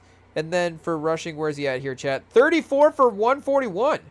Yeah, he's been okay, honestly. Where's his yards per attempt? Why is it not necessarily showing up here? Does it have advanced stats? Oh, well, I don't know why yards per attempt would be in advanced stats, but it is what it is. Yards before contact for Nick Chubb, 2.5. Yards after, 1.5. So, okay, Stroud, 5.5. Woody Marks, 1.7. So at least Chubb is able to pause, like turn the corner a little bit and get something before the contact. I guess Marks is 2 afterwards. So that, the younger guy able to withstand a little bit more physicality. But, for them, too, we're giving them credit for 10 points. But like we were saying on Sunday, one of their only touchdown in this game was that breakdown by the Jags later on. And then Nico Collins just wide open. So outside of that, they're basically doing nothing the entire game. And the amount of time they spend on the other side of the field is pretty tough. And I feel like, maybe it's because, again, their inability to sort of push the ball, pause deeper into the red zone is a little underrated at this point. But I feel like Fairbairn has been pretty consistent. He's 6 for 7 this year. Here, let's see over the last couple of years. Nico Collins is on there for kicking already this year. I don't know exactly what happened. Did he kick a guy or kick a football? I don't know. But let's see here. He was 85%. He's a career 86%. So he's pretty, I guess he's not necessarily, I don't know if he's, I guess he hasn't necessarily made the Pro Bowl or anything like that. I don't know, 50 plus, does it say here? If he's like kind of mid in that or not. Last year, 13 for 16. So, a ton of 50. That's crazy, chat. 16 50 plus field goals in 2024. So that just shows you, again, they were just not even able to get it into the red zone last year. But still, 6 for 5, 6 for 6 the 2 years before that, 4 for 6, 4 for 6. So I guess he's been more consistent maybe the last 3 years. But still, as at least their team has been into this hypothetically more competitive state with, hypothetically, not to be disrespectful, but just, again, maybe the wins are a little bit lower. But, as they've gotten D'Amico Ryans and Stroud and kind of at least rebuilt this a little bit, again, he has been a reliable guy for him and has been, one of the better parts of them scoring. So just to show you, I guess the fact that he wasn't able to, again, get a lot of opportunities in this one just shows you that they weren't even able to move into that type of range as well, too. And Phoenix takes a 6-point lead with 1:47, Chad. Hey, yo. On the Lynx home court, they're going to go into overtime and potentially take this one and tie the series up at 1-1. Oh, Cooper with a little ice pack on the ankle. Hopefully that's nothing too crazy. But maybe, in time enough to have a little run to kind of have ended the game here. And it was that quarter 3 right before the timeout as well. But you got the... Oh, is that Nico Collins getting chopped down in the backfield? Hey, yo, chat. Okay, wait. Let's lock in. Were we running a little... Oh, a little sweep. Oh, a little screenplay. We got the corner just making a great play, darting around. And, Allen, Hines Allen is out there. So a couple of guys potentially to make a play. Stroud on the rollout, having to use his legs to pick up the first down, but only ends up getting about 5 of the 9 yards. So on this drive, they'll end up punting from basically the punter standing in his end zone. A crazy punch at, hey, yo, backs the returner up to the 20-yard line. And they run him out about the 33. So I guess these days, average field position, it is what it is. And Lawrence, does he have an interception or something late? He has interceptions in this, like we were saying, on the season. It's pretty equal for his touchdowns. But I forget how they play out in this game here. Oh, the swing to ETN, chat. Hey, yo. Just a little bit. I guess maybe ETN could have brought that one in, but that was like a, surprisingly, why is this one going so low? Oh, there it is, chat. There's the pick. Right into double coverage. Who is the intended target there? Hey, yo, was that Parker Washington? I guess he has been going to Parker Washington a lot as well, too. He's been pretty good, at least for the most part. Oh, no, I think maybe Washington was just running across the field there. So, wait, who was the guy? Let's see. I guess, is that Hunter over there as well? So, it was either Hunter or Parker Washington. I guess I'm not sure who he was looking for. Maybe there was more defenders around Hunter. And then there's the leading to the miscommunication. And, Collins basically walking into the end zone on one play. So, if we take that play out, like, where is Stroud on the year, chat? Hey, yo. And, we don't want to just take out all the guys' good plays as well, too. But, to go back and maybe remember some of the other games, did he have kind of a single strike like this where he had a lot of his stats on kind of one bigger moment? He had a 50-yard play against... Oh, that was against Jacksonville. And then, 37 against Tampa. So 37 of his 207 on the one play. And then 23 of the 188 on one play against against the Rams in week 1 as well, too. So, again, I guess you're going to have big plays, and that's going to limit the amount of plays that you're going to have if you're, getting up the field in chunky yardage. But it is, again, more so the lack of just the rest of this. It's like, okay, wait a second. You had a big play, but then there's like 17 more yards for your total. Like, that is a little concerning. But Sabali, Chet. Oh, Sabali had a chance to push it to 6 right there. But the link can make it interesting. So Strange picks up the first down. Hey, yo, chat. We're going back and forth in time right now.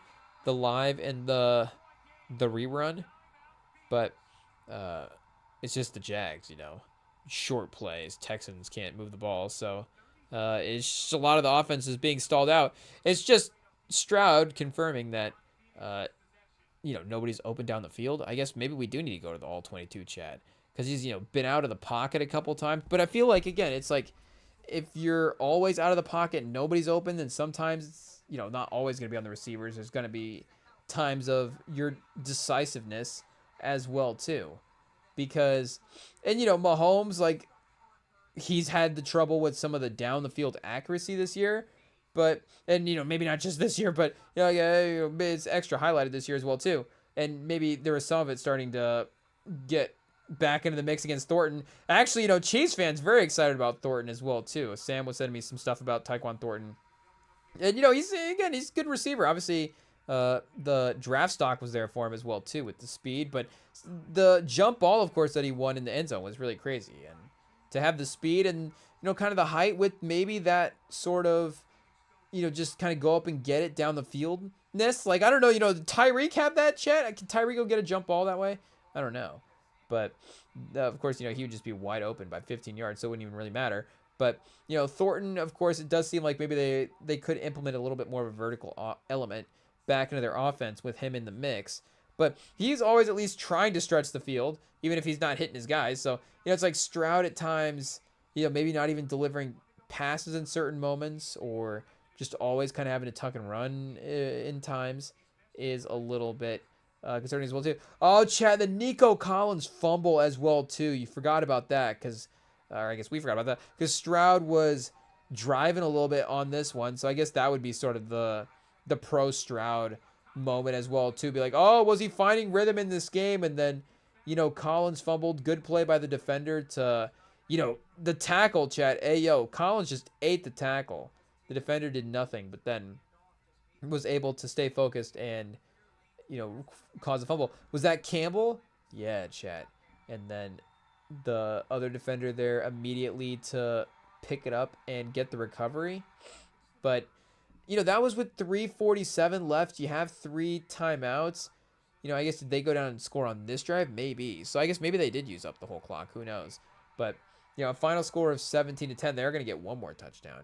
So I don't know, if they get the ball back with enough time, and that would be, the Texas defense as well, too. You have, a 3-minute and 3.5+ minute drive in the fourth quarter that you allow the Jags offense to have at the end of the game when you need to get a stop. Lawrence using his legs on 3rd and 6 to scramble for the first down.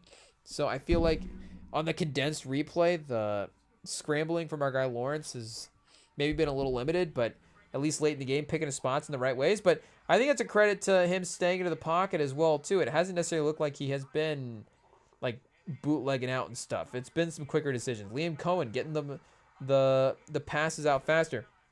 Do we have to go a little next-gen stats here real quick and see here? Is it nextgenstats.com? There's no way it's not, chat. Is it nfl.nextgenstats.com? There's some kind of type of address. Hey, yo. It is what it is. We'll look it up later. But time to throw, I feel like would be interesting for Lawrence because he is pushing the ball down the field in some of these. And there's Thomas on that over the middle route that at least that's in his bag. So if he's catching that and using his speed to create down the field, that's something. And then, again, if you're Cohen, you're like, okay, we thought maybe Thomas had a little bit more of a route tree. But again, you have, I think with this Jags offense, and we said they had the ability to move the ball, of course, with the run game. But maybe even to add to that, they do have the ability to strike from all the different spots in the field. And maybe it's just Cohen having to figure out how to implement all that stuff over the course of the season. Because, again, maybe you thought Thomas could be everything. And then, Travis Hunter could also be everything. And ETN can be a number 1 runner. He can be everything. It's like, maybe, ETN's a really good running back and reliable sort of out of the backfield receiver. Travis Hunter can take care of some of the underneath stuff with Strange and be sort of the possession guys, and then Thomas's verticality in the mix and balancing all that out will be Cohen's job. That could be a recipe for, again, success if the defense is able to keep some of these teams in the lower scoring ways. So the Colts matchup would be interesting to just see, I guess, is the Colts offense just really going to go in and march up and down the field than anybody, Chad? Hey, yo. Because speaking of the Broncos defense, like, the Broncos defense has been, you look at I think right now the top 2 guys in pressures anyways on Pro Football Reference. I was looking at it earlier, I guess. Should I double check? I guess here we're literally on Pro Football Reference. We can look at it right now. It was, I think the Broncos were 1st and 2nd in pressures. It was Allen and it was Benito. So let's see if we can find the advanced stats for this, because this one is actually in the advanced stats here. Yeah, player stats. let's see what we've got. So yeah, updated through 3 games. And again, I don't know how they list it because I heard on Rosillo's pod him saying that one of the pass rushers for Tampa, Diaby, had 11 pressures in this last game alone. So they have only 11 pressures for Allen on the season. But regardless, I guess however they have a pressure listed, whatever that, their stat is. Pressures. Oh, here we go. Hurries plus knockdowns plus all sack plays. Half full plays. Oh, so that would be, those pressures then would actually be just like, okay, the quarterback was like, rushed. And sort of a little bit more, some guy sitting there calculating what it is. Because this would be just more, adding up all of the sort of basic numbers. I guess that would be a hurry, though. So do we have to rank the hurries here? Somebody have a lot of... Bosa leads the league in hurries? I don't know. Where's Diaby at, chat? Pro Football Reference is not cross-referencing any of these stats that we were hearing about. But knockdowns, Allen with 7. So, yeah, again, you got some real high-level, at least defensive line play early on, and they were able to go up and down the field on them. You got Defensive Player of the Year, Surtain. Don't look at his PFF grade. Of course, they've always had second corner issues. Hufanga, maybe a little better in the run against the pass.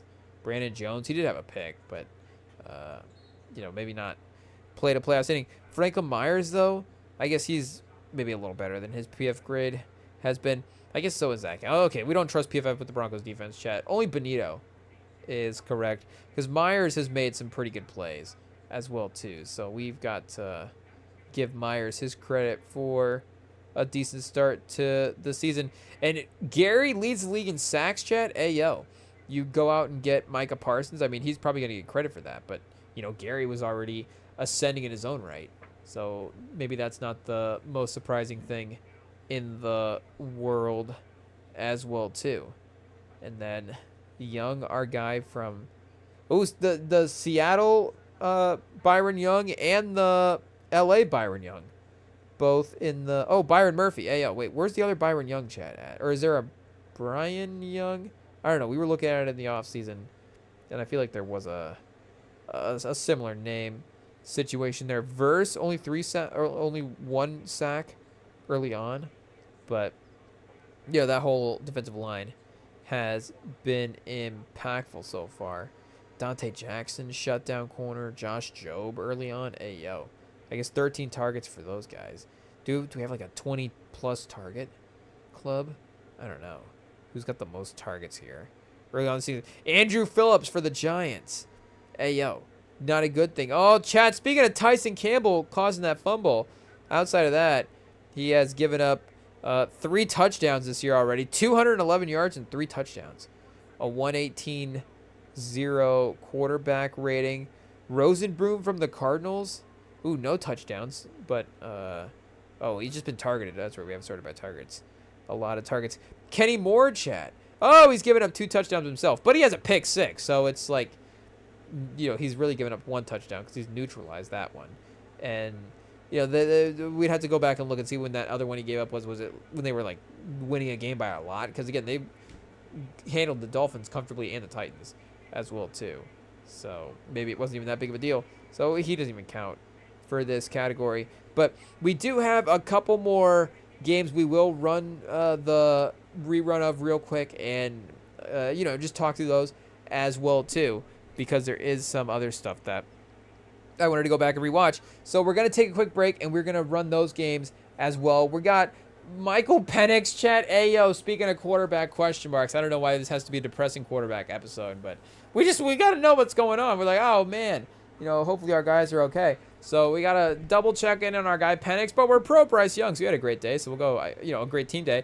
We'll go have a fun time watching that as well, too. And then, we got to rewatch that Rams-Eagles game as the headliner finishing act of the night, because, of course, that was the outside of what ended up being the fun Monday night game, the other dramatic game of the week as well, too. So after the break, chat, we got 2 more games to quickly watch. Don't go anywhere. The fake film room, chat. It's just this quick quick internship. Intermission. There it is. Hey, yo, different things, chat. Oh, yeah, quick intermission.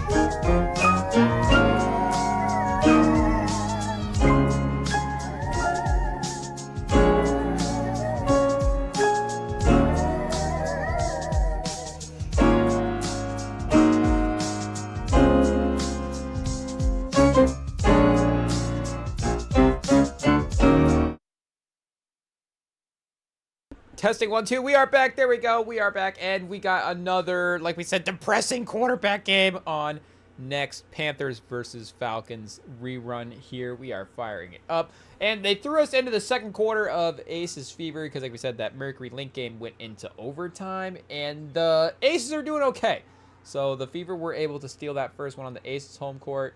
But looks like, at least in the first quarter here, not doing too bad. I don't remember if the score was exactly double digits, but it was getting close early on. So, you know, again, Asa Wilson, the MVP earlier here before the start of the series. Who knows? You know, I guess the extra motivation / you know, how that stuff affects the performances game to game. Like, oh, you know, one game there's like a, you know, I guess it was like, oh, where's the focus? They're focused on Asa Wilson's MVP. I guess I don't know. But, you know, who knows if there's a celebratory thing that's happening, and now it's like, oh, playoff basketball, you know, we're locked in. But Penix, chat, speaking of locked in, Penix, hey, yo, early on, hey, there we go. Guy, Mooney across the middle of the field, open, puts it on the numbers. You know, Mooney diving out a little bit for it, not necessarily able to get a ton of yards after the catch, but still, I would say an accurate throw. The next throw to Drake London, or wait a second, not Drake London, but the next throw to the receiver on the little turnaround, sitting down kind of in the zone. I mean, he's accurate on this opening drive. That's 3 in a row, chat. He just ripped it for first downs. Now it was to Drake London. You know, 3 for 5 for 37 on this first drive. And, you know, spoiler alert, we know how this ends because the Falcons don't score any points. So they don't walk away. Somehow they're on the 32 here, and they don't walk away with any points. You know, this one didn't spend a lot of time in the red zone, so we don't even know what happened for the Falcons. Oh, chat, is that the start for Penix? He just sails one out of bounds.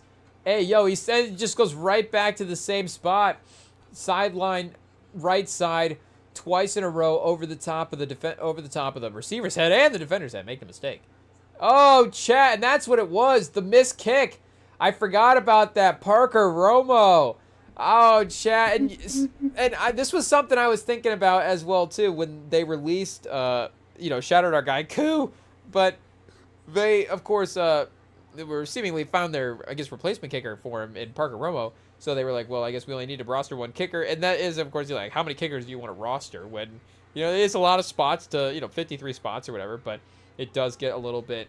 You have to get a little bit smart with what certain guys you're going to carry on a roster. You know, like Belichick's talking about at certain times. You know, do you want to spend 2 roster spots on 2 kickers and then also have a punter and a long snapper and those different stuff? But I don't know if sometimes if you have a kicking kind of, if that's such a problem for you. And again, in this game, you know, with it being 30-0, like we said on Sunday, you're not a couple of missed field goals away from winning this game. But in theory, if that's, you know, such a problem, such an unreliable aspect of your game, maybe you roster 2 kickers, not even to have like multiple options, just keep, you know, subbing them in and out, but just the motivation of like, okay, Parker Romo just having, you know, going in and taking a guy's job, like, hey, yeah, you know, hey, but you know, going in and taking a guy's job and then be like, yeah, I got to keep the job for the course of the year. Like maybe just keep the extra kicker to motivate the Jordan Love situation.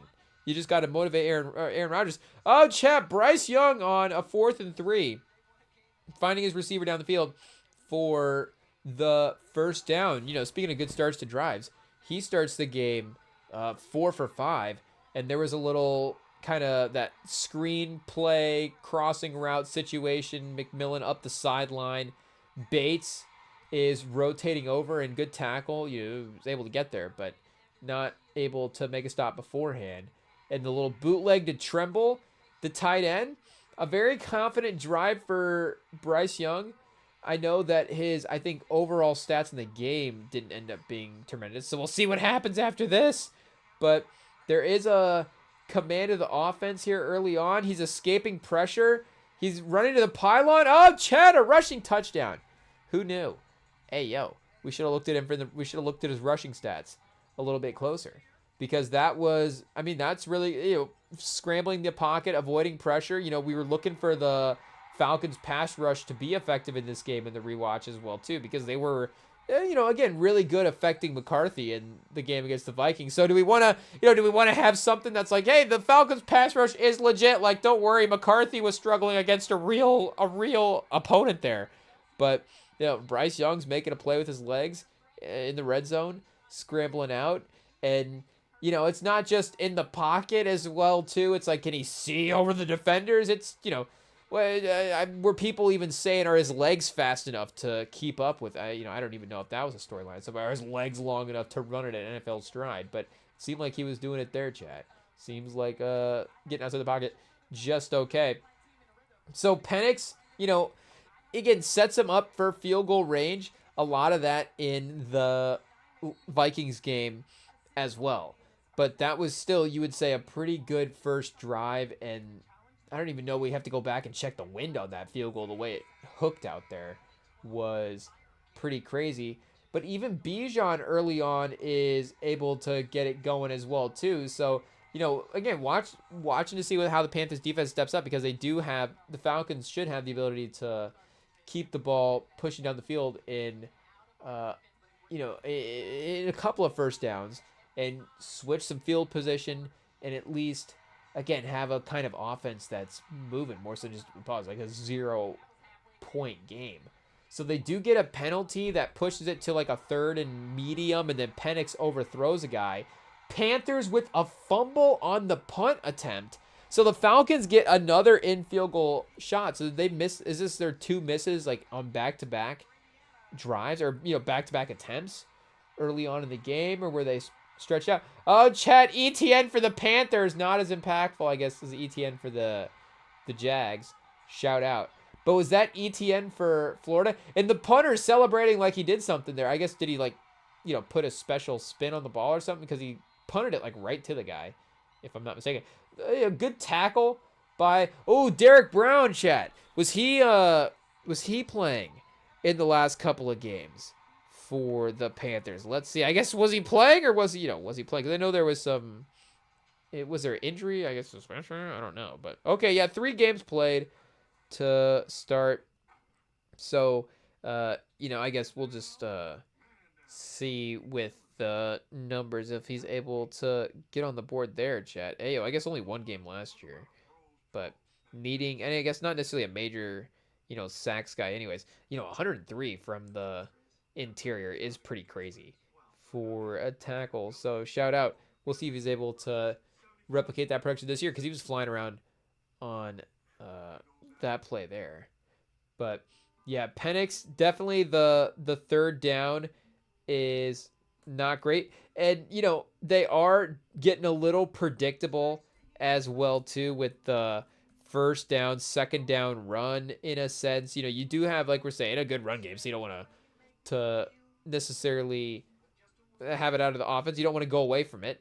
And you are going to want to not necessarily rely on a good aspect of the offense, but it's one of your star players as well, too. So it goes a little hand in hand. But still, it's not just, I guess, the running back by committee, the offensive line, like, it's a good element of the offense. Like, Bijan's a guy that's going to need to get, in the mix in a sense as well, too. Now that Arthur Smith is not there, he's actually going to need to get the touches paused. But the again, just sort of the variety in the play calling and when to go for it, when to not. They just maybe need to do a better job of some of the mixing up on 1st and 2nd down to make sure it's just not always going to be a Penix drop back on 3rd and medium every time. And okay, if the run game is successful and you're just going to be in 2nd and 2 every time, or 3rd and 2, and make it easy. And there is definitely some penalties as well, too. I guess this one on the Panthers side. So just NFC South penalties in general. But even Canellis with just the little, underneath routes for Bryce Young on 2nd down. So some of the 3rd down stuff is easier. And that time, the blitz on 3rd down, he stays in the pocket, Bryce Young. McMillan on the slant, 1-on-1 on the right side. And he gets it to McMillan. McMillan drops that, honestly. Like, Bryce Young kind of puts that on him, and Bates was on the blitz. Hey, yo, chat, the Bates blitz. I guess, is there a Norman Bates reference there? We just rewatched Psycho, of course, recently. As well, shout out to our guy, Alfred Hitchcock, chat. Hey, yo. But, Janet Lee, shout out. But again, the ability to stand in the pocket, in the face of pressure like that, and rip a pass Shout out. This is, again, obviously through 3 games now, clearly, I don't want to say clearly, maybe we need, at some point, you're still going to need more evidence of the thing than you had before you make the claim. I guess unless, like, Bryce Young wins a Super Bowl this year, that's like, okay, well, he had a couple bad seasons, but clearly this one's really good. Or I guess, maybe a little bit of a less successful playoff run as well, too, would be pretty good. Okay, so there we go. Yeah, like 2nd and 6, a little swing pass out to Bijan for the Falcons. Bijan able to pick up a couple yards after the catch. Penix is not having to sit in the pocket and make a read into the middle of the field on 3rd down as his first pass of the drive. So, this time 1st down, going back to the air. 2nd and 6, now you can run the ball. So, I don't know, maybe if we're calling the plays, then that's not good. But you do get yourself, now at least you're in a 3rd and 3. So, Penix here, the swing to Bijan, and again, Bijan is able to create up the sideline. So, they're moving the football, chat. It's not for, do we go back to the stats for this game and see what we had overall? 332 yards. So they actually had more yards versus the Panthers than they did versus the Vikings. I had to double check and make sure we weren't actually on the Panthers page here. But they only had 108 pass yards versus the Vikings. Hey, yo. That is not great, chat. Penix is a little bit low through the first couple games. I guess there's maybe some sack yardage, taking away some yards after the catch. I don't know. Penix, anyways, they'll finish with 135. I was going to say, I don't think he was quite in the minus 110. I don't know. You have at least 3 numbers in there and no zeros. It's not as bad, though. I guess if you were like 400, then that's not going to be too bad. That's got 2 zeros in it. But, yeah, I guess McCarthy at 158 for the game as well, too. 7 first downs for McCarthy, 5 first downs for Penix. So look at that, chat. McCarthy, way better than Penix. And double the intended yards per attempt and double the amount of pressures. I guess, not necessarily, but double the amount of sacks anyways. A couple more, there's couple more blitzes. Penix still got a couple blitzes thrown at him in that game. But at least they were getting some quicker throws in that one and getting it out. So I guess, yeah, they were not necessarily putting up elite numbers again against, perceived better Vikings defense. So he was 172 in this one, 18 for 36, 172 and 2 interceptions. Hey, yo, not 2 touchdowns, but that is, now a tough stat line to start the season. I don't know who's, I guess again, speaking of struggling quarterbacks, where we're at with him and Stroud right now for just the per game basis for the 3 games here. Let's see. We've got the totals listed, but if we sort by the per game. Oh, wait a second. Penix, 23? Okay, so 201. Oh, Baker Mayfield at 205. Okay, so I guess we can't necessarily write off Penix yet. He's same numbers as Baker Mayfield. And CJ Stroud, I guess we did see that earlier, 199.7 per game. There, Carson Wentz. Jalen Hurts at 159. Where's Mahomes at, Chad? He's got to be way down the list. Derrick Henry, 0. Dylan Gabriel getting some play. Joe Burrow. Oh, Justin Fields, chat, 122.5. Tyrod Taylor as well, too. So both Jets quarterbacks down there, chat. Hey, yo, it is what it is. Cam Ward. And then there's our guy, Bo Nix. Shout out. But, yeah, Penix. So I guess, again, he's not necessarily... there are some guys that would give you hope. Just say that you can't look at the passing yardage. You'd be like, well, I guess we have to, write off and throw major red flags for Penix. But I guess with the offensive output in general over the last 2 games, it may be a little bit hair-raising. And the Panthers do get the 57-yard field goal as well, too. So their special teams being a little bit more reliable. I mean, you can't say direct difference in the game. But still, you can see them starting to at least maybe be a little bit more of a complete team. If every unit is just mid-chat, then that's better. Because it used to be for the Panthers, every unit was bad. But now maybe every unit's mid. So, you get the first win of the season. It is all signs are pointed upward. Bijan, 2nd and 1, plows forward to the 40 as well. So, wait, how many times did they even punt in this game? And that is credit to the Panthers as well, too. Like, again, the Falcons are, moving the ball. Penix is having his, again, there's some turnovers, there's some missed field goals. So it's not like everything is necessarily a longer field. But it's not like they're just decisively winning the field position battle and they've got the Falcons just backed up and the offense stalled out. Like, it is, them making some plays on third down. And again, really Penix misses some throws as well, too. You can't get, well, I guess we're reminding ourselves, we can't get caught up in the fact that corner celebrations don't mean good plays by corners, chat. I know it's not breaking news, but we'll get to watching a defense celebrating and be like, yeah, they're because I feel like for the NBA, I guess I was gonna say it doesn't have the fake, it's got some, like fights and stuff. It's got fake energy in other ways, but I feel like body language celebration stuff of the NBA guys. And it's guys playing both offense and defense as well, too. So it's not like, oh, then the corners go in for the NBA, and now all of a sudden they're celebrating like crazy. But I feel like it is a little bit more replicable of what the plays are actually, the plays that have actually happened. Like, there is no equivalent of, I guess a guy could have a three, have like a crazy sort of bounce around, like bounce off the top of the backboard and sort of roll in. And then he kind of celebrates like he made the three in a way.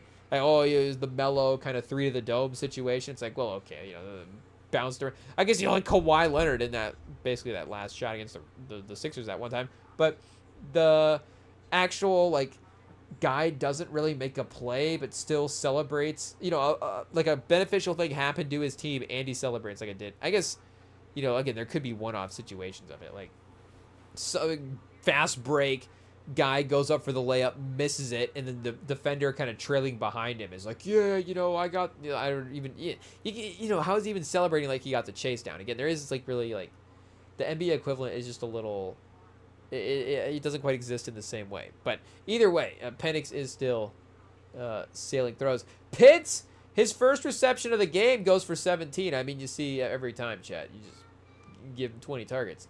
It is what it is. And J.C. Horn, we did see his name there when we did the little cornerback sort for the QB rating in terms of the, he is not giving up a good QB rating, which is a good thing, of course, for the cornerback position. But it's kind of funny that maybe him and Surtain have flipped this year in at least the individual stuff. I don't know if he has had, but maybe we need the smarter football people to say, but I feel like he, just again, through these 3 games anyways, has had a better 3 games than Surtain probably has.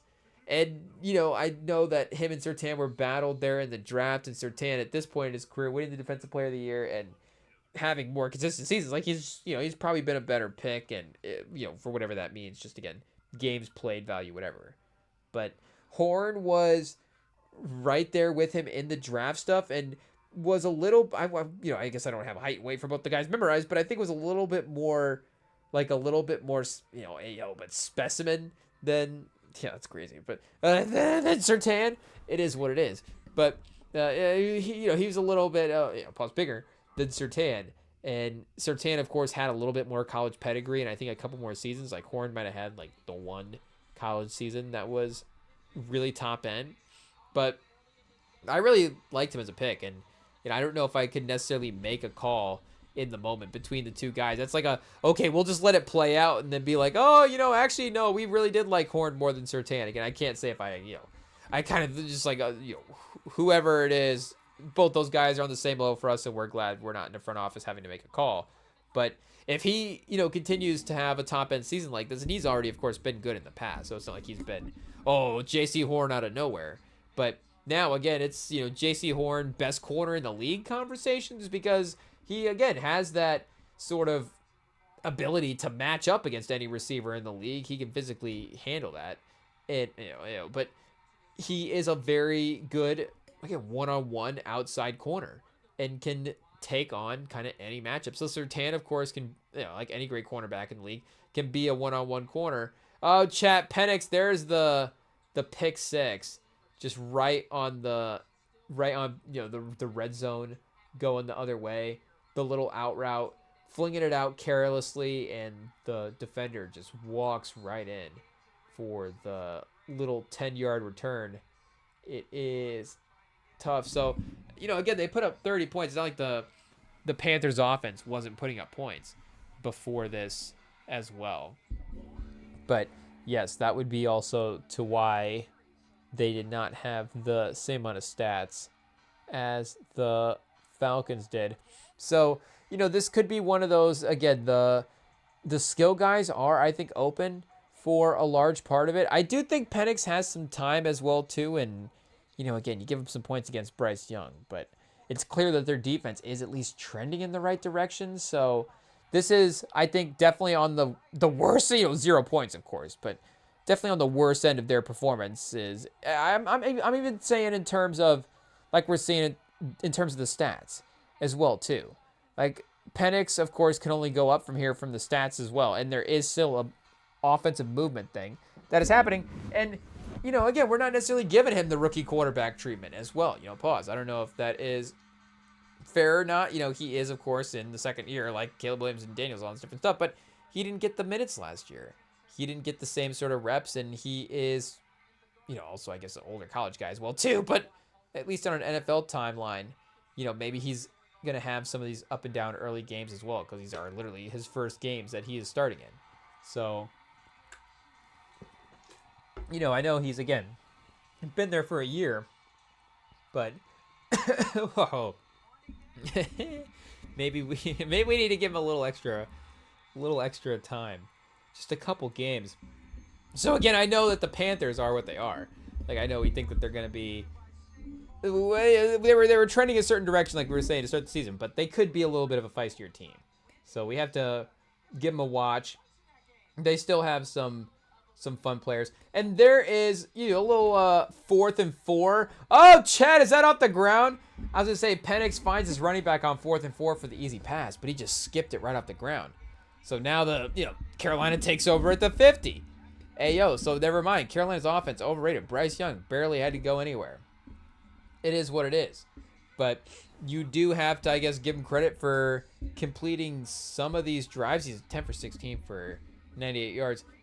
A little Caleb Williams-y stat line right there. I don't know why, if we have to refer to it as the Caleb Williams, but I don't know. It would probably make the Bears fans, it would make whoever's fan base upset if we were started referring to, under 100-yard stat lines as the Caleb Williams. Honestly, it should be the Jalen Hurts, and that would be a positive spin on it as well too, because again, it would be the sort of they won the game mentality more so than just the stats version of it. Because I guess for Bryce Young, they did win the game as well, so it would apply, and he did get, I guess, more than 100 by the end of the game. It's only the third quarter, so you don't need to have 100 yards by the third quarter, right? If you're a quarterback, no, it's okay.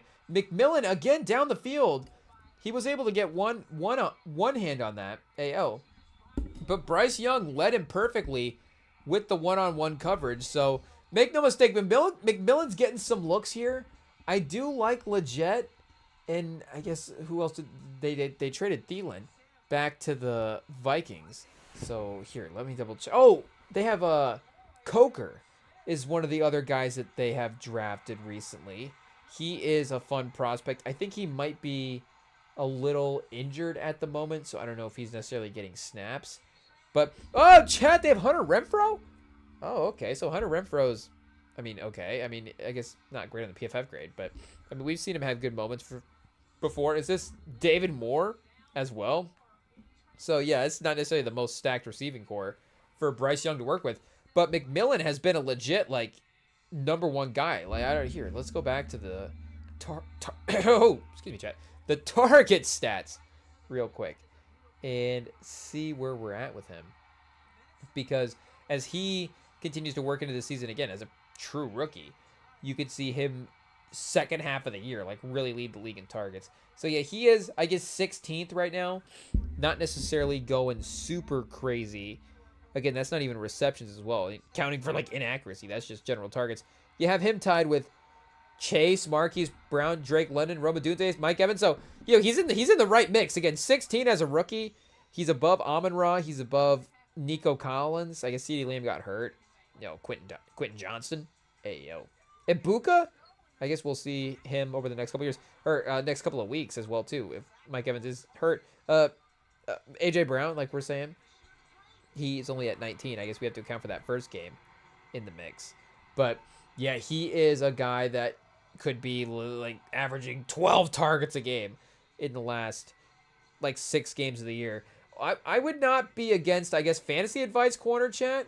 You know, watching full, if we're sitting down watching a full Panthers game, our fantasy advice would be, I guess I don't know overpay for McMillan, but if you have to, I guess, pause, hey, sprinkle a little on top is crazy. But if you have to sprinkle a little on top for McMillan, you know, I think that might be okay in a trade situation, because I can definitely see some back half of the season value for him. Again, ayo. But as a rookie as well, that is just kind of a natural progression that would happen for their seasons. They kind of get accumulated and worked into the offense, and in the second half of the year, they find their footing in terms of the stats. But he is already producing stats because, again, he's getting so many targets. So it would just be, you could see that consistency and confidence raise as those looks continue to go his way. And again, his role, like, he is kind of comfortably the number one receiver, even at this point.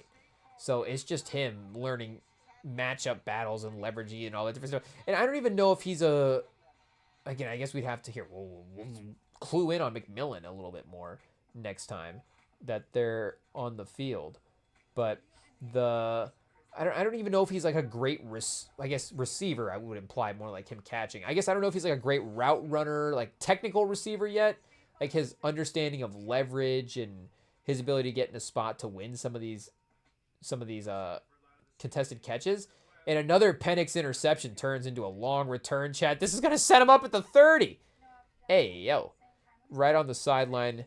Nobody in the way to make the tackle. And that was on a 4th down, I guess down 20 at this point. You know, you're just trying to do what you can. I don't know, Tomlin, chat, you got to go to the Tomlin and take the points. Go down 3-20 and just be like, hey, you know, we didn't get shut out. We got something on the board. And somehow it all works out for them being a 500 team at the end of the year. So I don't know, just put that karma out there and you'll win a couple games later in the year.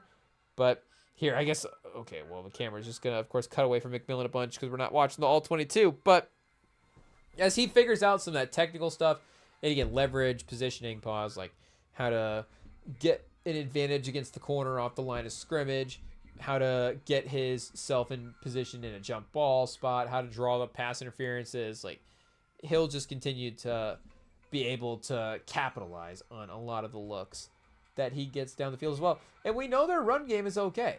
Like Carolina can move the ball on the ground.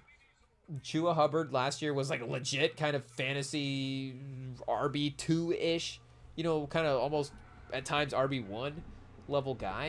So legit. Chat legit's listed as active. Hey, yo. Chat, we're disconnected. Hey, yo. Testing 1, 2, 3. We got to have IT have us get back in. Okay, chat, I think we're back. Or we're not anymore. Are we? Okay, yes, I think we're back. Testing 1, 2, 3. Shout out. So we in the meantime, we were not able to find any legit injuries as an excuse. He is just still sitting here listed as active, but not in the starting lineup. So why is David Moore in the starting lineup and not legit, chat? That is a little concerning, but we're still not giving up hope. Maybe the Panthers just don't see the upside. But that drive was a little bit more on the strength of their ground game, and with the lead, you know, they do have the ability to do that and be able to run some of the clock.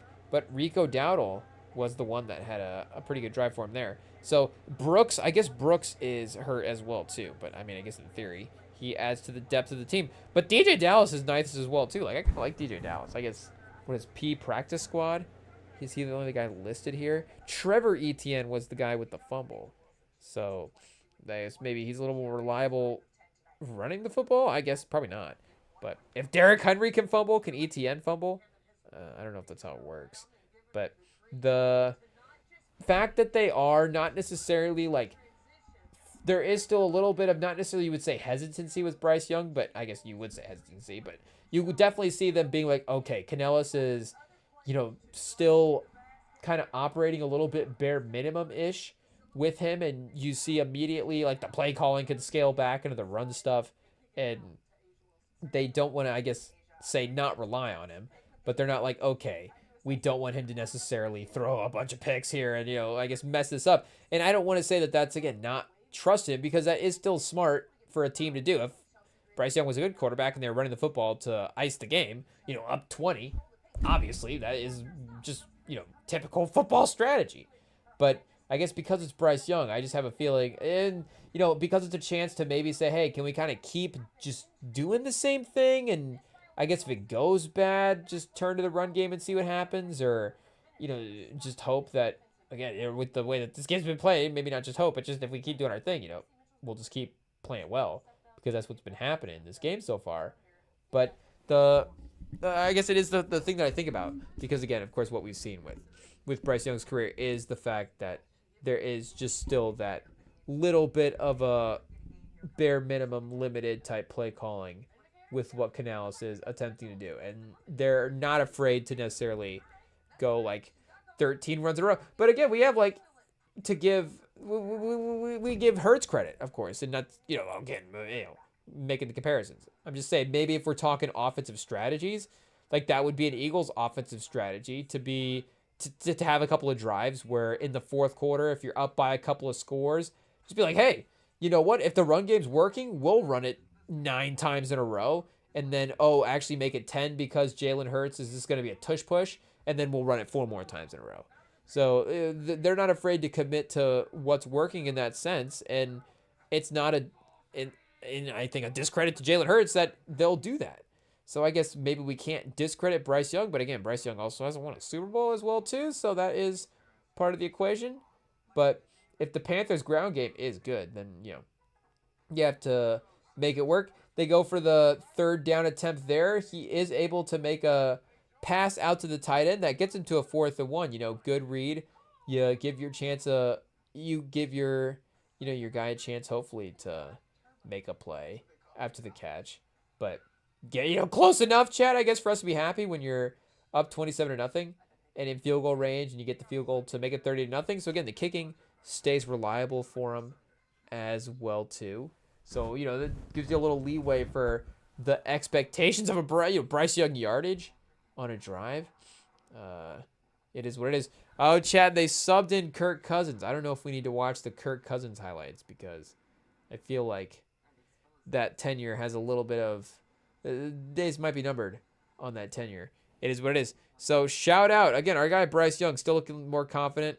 McMillan is looking like an absolute stud at receiver. I don't know if you start throwing out the legendary names, it gets easy, it gets lazy, it gets not even fair to the guys. But there was a Megatron. We might not even be able to say that. I don't know, but a lot of jump ball down the side.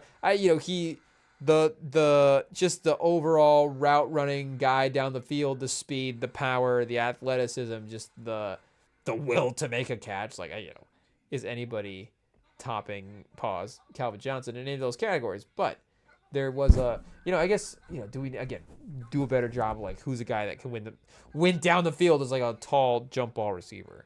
Like maybe just a little bit back off on the comparison, just a little bit.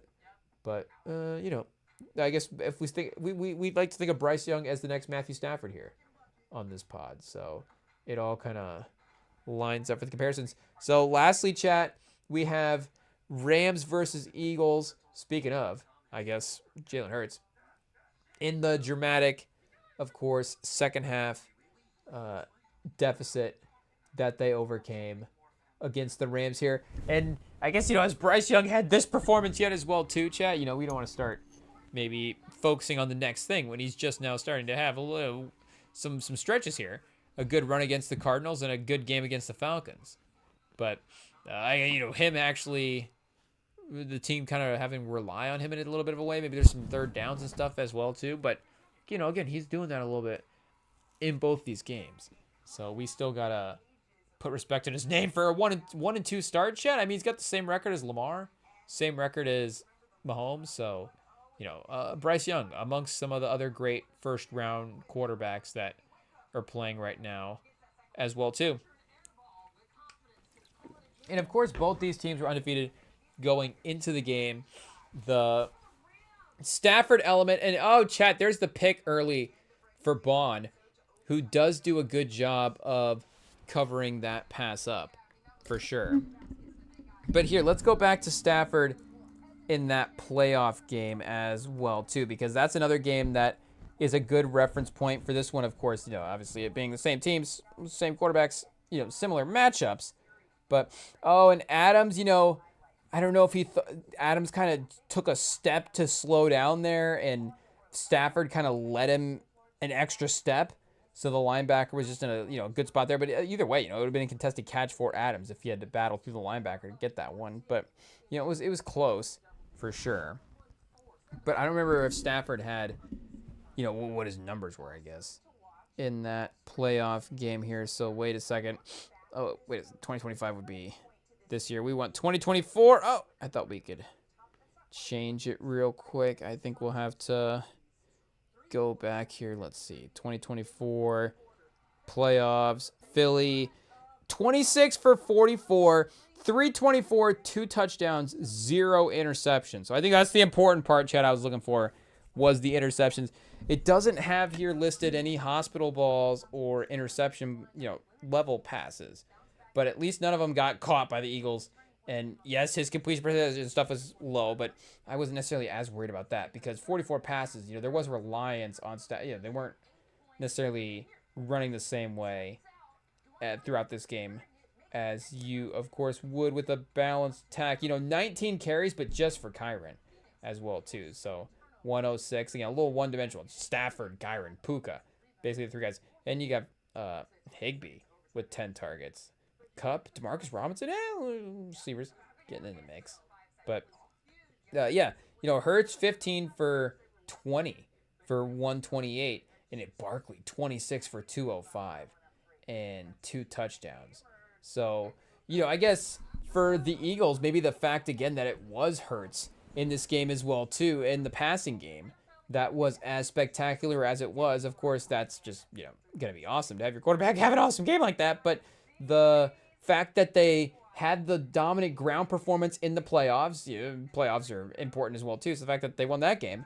But the fact that at least matchup-wise against the Rams recently, you've had the dominant ground performance, and now you've been able to get them through the air as well, too. Because, again, Barkley and stuff, you still expect them to still be a successful ground team. I guess Barkley, 200 yards against the Rams next time, maybe in the 100s is a little more reasonable. But the balance, of course, that they can win with is proven, where both elements have been winning formulas at this point for stretches. And I guess awesome special teams as well, too, blocking some field goals.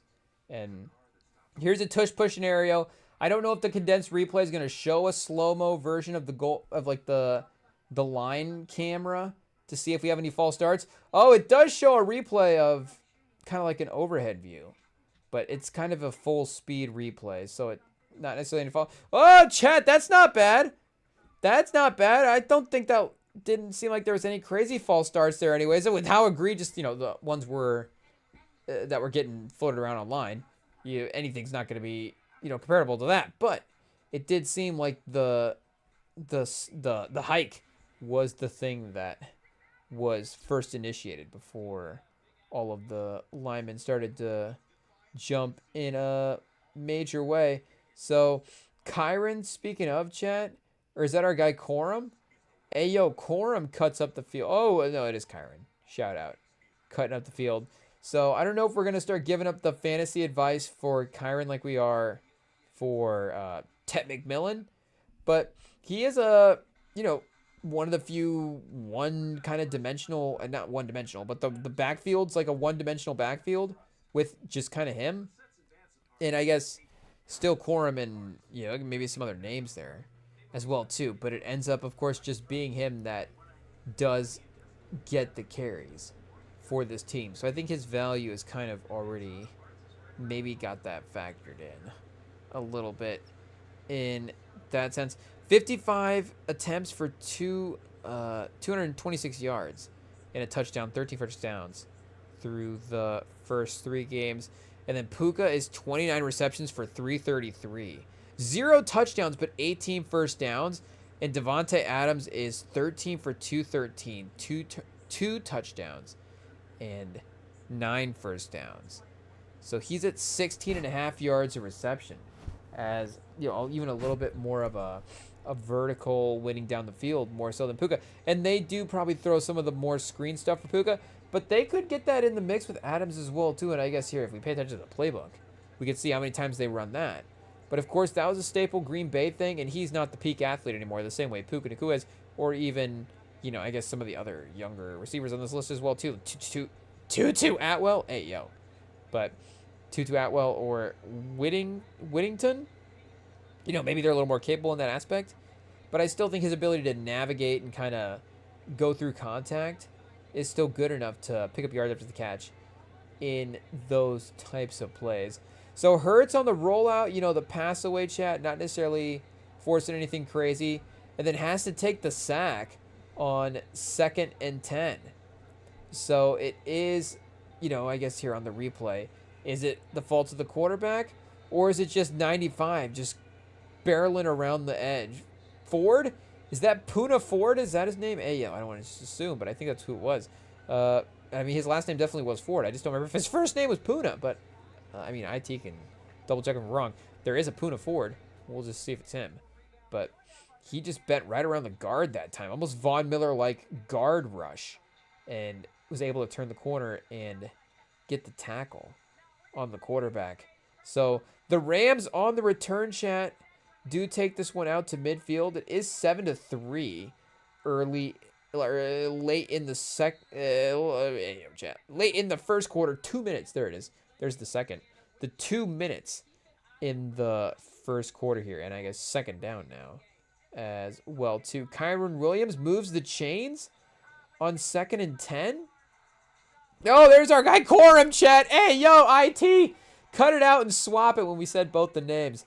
And then it'll be right. But Stafford goes deep. This time it's to Adams, and that's the right call for receiver, chat. We got that. It is what it is. Adams, of course, still showing that he is elite, chat, and we love to see it. And, you know, elite, I guess, you know, it is what it is. But the Rams, of course, I guess I don't know if they need, everybody needs a number 2 receiver. But because their offense has been so top-heavy the last couple of years, it felt like even, you know, losing Cooper Kupp is not just a number 2. It's like that former number 1. It's like, oh, you know, this offense is, you know, even with the injuries at times, too, still just been like 2 or 3 guys with Stafford and Kyron and one of the receivers, whoever's left.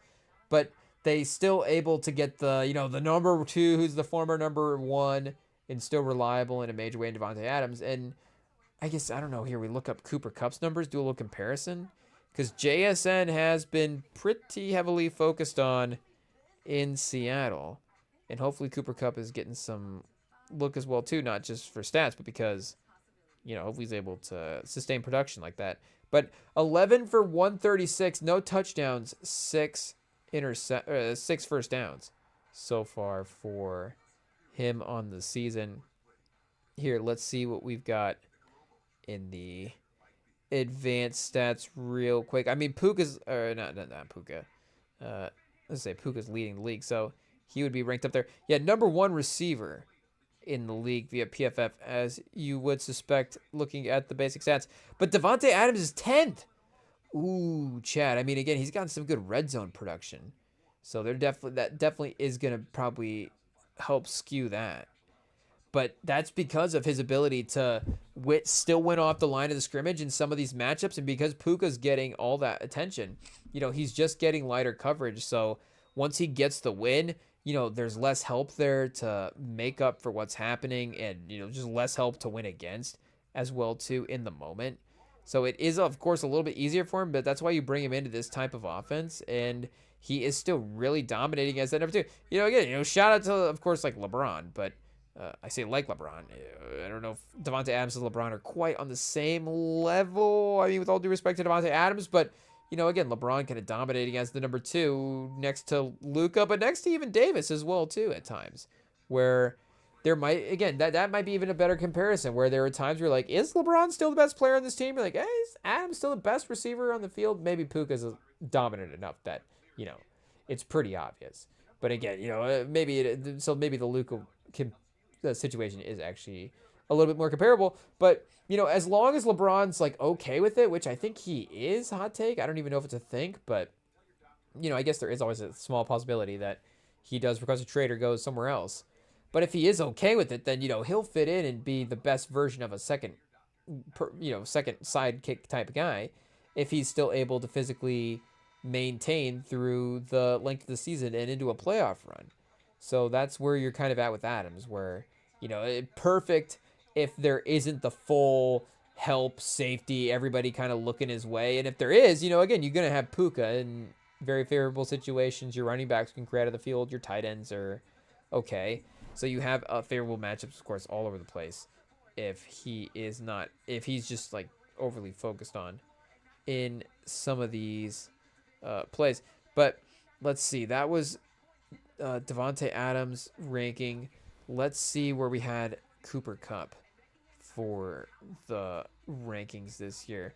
Oh, JSN is the number 3 overall wide receiver. Whoa. And Sam Darnold's the number 1 overall PFF quarterback? Hey, yo, the number 1 overall pass grade for 2025. That's crazy. Shout out to Sam Darnold. I mean, making JSN, I guess, the number 3 receiver then.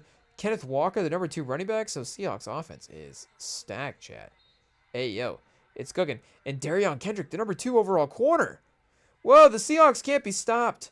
This is crazy. So wait, is Cooper Kupp the weakness of this team, chat? Hey, yo, 45th for the receivers, honestly a win. I know, again, Davante Adams 10th is pretty decisively not just better, but like they're saying he's one of the more dominant receivers in the league. But still, 45 is... Cooper Kupp is one of the more highly productive receivers in the league. And he was, of course, a dominant receiver and could legitimately just carry an offensive field down by himself almost, in a way.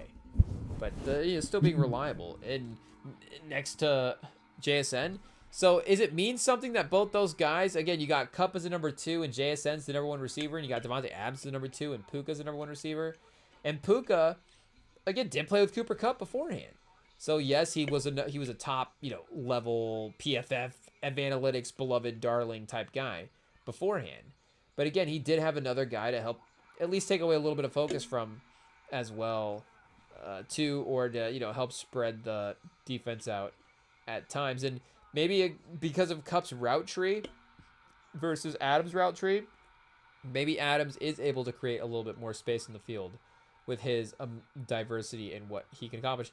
And, of course, Kupp can run every route. But I think Adams, as a threat play to go vertical a little bit more, is definitely maybe what you're thinking of if you're a defense. And the second half of this game is, of course, where it really goes crazy. But the first quarter, you're right there, 13-7, and the Eagles on the return to get a drive that would potentially take the lead if they were able to score and get a touchdown with an extra point conversion attempt and make it 14-13. So, again, you spiral out of control. But if there's an evenness to the teams early on, then maybe we have to sort of keep that in mind in like a live betting situation, because again, we've seen the Bills now with that dramatic win over the Ravens, and like we're saying, the Eagles now with this dramatic win over the Rams. And I don't know if there's correlations in the roster and the play calling and how the teams are, what's going on between the Rams and the Ravens that may result in that. But at the end of the day, it's like two teams that we don't think are that far apart in talent gap and in points, and it just spirals out of control in one of the games. So not to say that we haven't seen a blowout against two, of course, equally competitive teams, but maybe even live betting like a spread at some point if one of the teams goes up by a couple scores now, and it's like, okay, there's still some time in the fourth quarter. This team can kind of work their way back. And again, it's been Hurts and Allen with the wins as well too, so it's not the most shocking thing in the world. But we're going to get opportunities with our high-level matchups. And, Lamar, that'd be a real test of Lamar, chat. Hey, yo, not to, our live betting's the last, obviously the last thing he has to get over. I was going to say an NBA Finals. Not a Super Bowl trophy that he has to win. He just has to make sure to be on the right side of a live bet for us. But, if he's down by like 10 points to the Chiefs at some point, do we throw a little live bet on him and be like, hey, we don't think that this is a 10-point game. Like, let's make sure to it doesn't feel like, you know, again, you're that far away. It doesn't feel like, you know, again, you're that far away if you have the quarterback in the mix. Are we back, chat? Hey, yo, reconnected? Testing 1, 2, 3. Okay. I think we're reconnected. Signal's getting a little weird. We might be dipping in and out, chat, of the software. But I think for right now, we are doing okay. So, yeah, LA gets the field goal, 16-7, with 3 minutes left in the second quarter. Hurts on the dump off. Is that to Barkley as well? And here, let's see what the final stats were in this game. If we weren't already looking at them, we could just go back to them here. Oh, that was Rams-Titans. Wait a second. Is this even the right year, chat? Am I crazy? Let's see what's going on here. 2025 does sound correct. Yeah, here we go. Against the Eagles, we've got Stafford, like we said, with the pick earlier. We have Puka with the 11, 112, Hurts, 226, 3 touchdowns, 0 picks. Barkley, I guess, 18 for 46. So he does struggle on the ground a little bit, but and 4 for 9 receiving is not great as well. So tough day for Barkley. So yeah, again, even more credit, like we're saying, to the Eagles pass game and to their receivers for winning down the field and creating after the catch, and for Hurts maybe finally earning that respect, like we're saying, primetime type game where he has to be I guess primetime earlier on, but the headlining type game where you have to be the star player to step up, and it actually works out, is something that I feel like he needs to definitively add into the piece of the puzzle, because there are going to be probably certain games where you can make cases and go certain ways, but you need to have a couple of definitive games like this where it's without a question that the play elevation was there and the ability to kind of clutch it out as well too definitely showed itself. So the Rams kicker, I guess, who do they have? Prater? Is that the guy that they had in as their kicker right now? Just sneaks it into the left upright, chat. Hey, yo. So that pushes it to 19-7. 10 seconds left in the first half, and they'll do the meaningless punt. Eagles, no knee, take a knee, no tush push.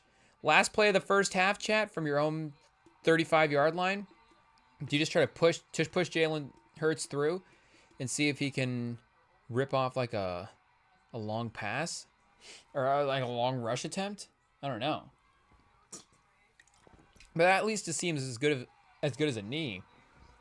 And I feel like the tush push is not really designed for even, it is for yards after the contact, but again, it's all minimal. Like, I don't even know if his balance on a play like the tush push would lend itself for a major sort of breakout run afterwards. But at least you have the opportunity. I don't know if he pitches a fumble back or pitches like a lateral back. That could get obviously really risky as well. But maybe there's like a special sort of combo between the two that you can work out. And is that Hurts fumbling, chat? Hey, yo. Inside his own red zone, given the Rams short field, and the inside his own 10 as well too. Verse, chat, Verse clobbered him on that. Hey, yo, I'm surprised he didn't get a roughing the passer for just the fact that he tackled him. Even you tackle a quarterback, that should be Jalen Hurts should feel disrespected. He's like, wait a second, I got tackled by a defensive end. That's not supposed to happen in 2025. You call the flag. I don't know if you necessarily have to overturn the play. What are the rules there? But, you just I don't know, move him up on the field goal, I thought, and made it easy. Who knows? But Kyron into the end zone for the score here to help them when they push the lead on the little bootleg. And, again, like Stafford, the reason we were making that Lawrence comparison earlier is because of the fact that Stafford can get a little erratic at times with some of his throws, and there might be a couple of plays that you're like, oh, this was Oh, whatever the hospital ball interception, type situation is. But the again, the level of play was definitely more where we wanted to see it at. But Hurts on the sideline now to start the second half, just immediately firing an out route to A.J. Brown for the attack. So Hurts with only 20 yards in the first half. So that means, 200 first half yards, puts up the touchdowns on top of that as well too. Of course, they scored 26 on answer, but at 7 points in the first half. It's not like they had field goal stuff on top of that to have those build up as well. But Hurts, the tuck and run on 2nd and 3. I don't know if that's probably not a lack of trust, probably just a good play call and getting your quarterback out on the move in the 2nd and short situation. And offsetting penalties are bringing this one back, chat. Hey, yo. Our guy Dickerson, I guess. Hey, yo, shout out. Ernest, Landon, I don't know. But either way, whichever one can get called for a penalty, chat. Which one's drawing fouls out there? I'm not sure. Just Jalen Hurts absolutely dropping it in the bucket to A.J. Brown, chat. Hey, yo. Speaking of guys getting underrated accuracy, and I know A.J. Brown deserves as much credit on these catches as well, too. These are incredibly contested catches to the fouling degree as well. Probably a couple of yellow, terrible towels that could have been thrown on a couple of these passes. But, chatting right over the middle to Goddard as well, too. But there is an accuracy and a placement. That's his guy in stride. Leads him right into the end zone. Probably could have fallen down and again stumbled into the end zone. It would have worked out. But breaks off the route. The linebackers don't drop back with him, and it's just easy money read. Walks right into the end zone. And maybe some of the focus on the entirety of the spot will, really catch the attention of some of the top end people as well too. Because he seems like, a real crazy one. If something were, again, speaking of crazy, something crazy were to happen there. But Stafford still with the 12-point lead at this point in the third quarter and has a chance to extend here, with a score. I guess we should check here the balance between Corum and Williams because it does seem a little bit more. Kyron had 20 attempts. Blake Corum had 8. So Kyron still had quite a bit of an advantage, of course, but quite a bit of a workload just in general as well. It wasn't like a 15-8 type of split. You still got a full type ordeal there. But the yardage thing is not looking too bad, and the temps as well too, just for being the backup, is not looking too bad as well. Again, it was more sort of just icing out the rest of the guys and relying solely on Kyron Williams versus if they are just going to run a bunch of plays for him, that would be something else as well too. Again, if he's your only semi-paid guy in the mix, then maybe you have to kind of take advantage, unfortunately, as well. But Hurts, chat, trots back out there. He gets the ball at his own 93-yard line. So I don't know if you want to start, making wishes now. But fires one. Another batted drop, chat. Ayo, another batted down pass by the Rams secondary. So we'll have to go in and double check the Rams secondary stats. Chat, we'll have to do the clean sweep on the background of the Rams secondary. It is what it is. Are they good? Are they bad? But they're active tonight. As well too. So the Ravens should be in that category. They should be kind of flying around, even if they're not making stops. There's like, okay, and I guess maybe they fly around a little bit at times like that. But they're still making crazy plays here at times. But Hurts, you can see the rhythm and, like we're saying, the distribution across all of the different receivers as well. Unfortunately, I guess. Oh, Smith draws the flag there. That time Smith didn't quite have the yardage, I guess, as much as Brown. Even though, again, still 9 targets, 8 receptions, 60 yards, a touchdown. Still getting some equal opportunity, but and like we were saying at Barkley, I guess not necessarily with the great overall numbers, but he is getting to some different spots in the field as well too. He's kind of hit some of the outside corners. He's hit some of the underneath routes. He's given AJ Brown an opportunity to win down the sideline as well on a couple of these throws. And I know he's having a lot of success as well too, with his receivers actually winning and making the plays. But that's what we want to see from AJ Brown. We want to see him have the opportunities to have these monstrous plays, and that's kind of been AJ Brown's calling card. You can kind of see him play action, running down the field wide open, but also it's just again him kind of being the plus the bigger guy and winning the physical matchup on the outside. And Smith on some of these comeback routes is definitely creating some separation. And just the focus on the tush push in 4th and 1 does at least keep that ground element alive in a way where if you're struggling in the run game and you don't feel like you can pick up a short yardage situation, maybe you get forced into a play call that is a pass, and you're like, oh, we're not forced into a pass, but forced into a passing situation that you don't want. So there you go, right there, AJ Brown, back shoulder, touchdown. Yeah. Oh, is it a push off? No, it's just AJ Brown's just stronger, unfortunately. But do you start dialing up certain passes and schemes that you don't necessarily want to in those certain situations, or don't need to because you should just be able to line up and win the physical battle? But the fact that they can still, in 1 to 2 yardage situations, have a tush push or two that they can go to, gives Jalen Hurts a little bit of that comfortability as well too to operate the entire sort of route tree and entire sort of options for where he wants to go for the pass. Not saying like, oh, he can just check the ball down every time, because again, he's not necessarily doing that. But if he needs to go through his progressions and find the underneath stuff and send it to 3rd and short still, even if the run game is not there, it's okay, because of course they still have the tush push to rely on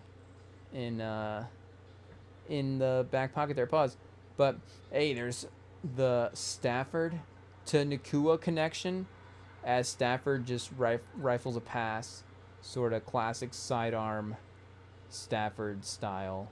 Shout out. I mean, obviously, it's still super fun that Stafford is looking like he could still be, have those elite games at the quarterback spot. Oh, Chad, that one got there as well too with a that one ended up being pretty wobbly, and the defender was able to really affect that as he went in for the tackle. He got Stafford's arm pretty good there, but the pass was still basically on target, basically a perfect pass to Nakua. I guess is that if Mahomes did this, but that does kind of again show you the arm strength of Stafford to be able to get that pass there. So on the condensed replay there, we got about 45 different angles of this, and I guess Nakua with a little bobble there at the end, but I'm guessing this is in successfully because they showed us enough replays of it, so it's catch of the day or something. But shout out, great play. Regardless, Stafford over the middle of field again, so you see both teams kind of going to their number one, this is our absolute most reliable thing here. This is what teams do, of course, but it did have that kind of playoff sort of usage feel for their top guys. AJ Brown, let him just really cook in this game. Nakua in the second half, we're really just like, okay, Nakua's the guy. We're throwing to him every time. We got a little Higbee underneath in here as well too, which will give you the 3rd and 1. And Stafford, I guess, in the most part for the second half here. Oh, there's Adams, I guess. down the field. No flag on the 3rd and 1. So getting aggressive on the play call and on the attempt. And they do end up going for it here. Oh, chat. Kyron Williams stopped in the backfield. The Eagles defense will take over. So the defensive line performance, and that's just Davis, chat, making the stop on that 4th down right there. So, of course, the notable play at the end for blocking the field goals. But do we have to double check his PFF grade real quick? Because this could be now, do we have to start talking like if he's dominating defensive, just ripping apart the entire game, and also, now it's blocking a kick and returning it on special teams, even if the return's a little, underrated to the play, or I guess overrated to the play, but still cool. Like, this could be one of the, like we had Rodgers in that Vikings game, of course, with the stats, have one of the crazy individual stats games that we've seen. But this could be just one of those sneaky, great, dominant performances that we get for the year as well, too. Jordan Davis versus the Rams. So let's see what we got here, Chad. I guess he's not listed as a top 3 guy. 13th right now, 78.9 on the season. I don't know what the numbers ended up being for him. But, oh, chat, there's Poona Ford. Shout out. He's been located.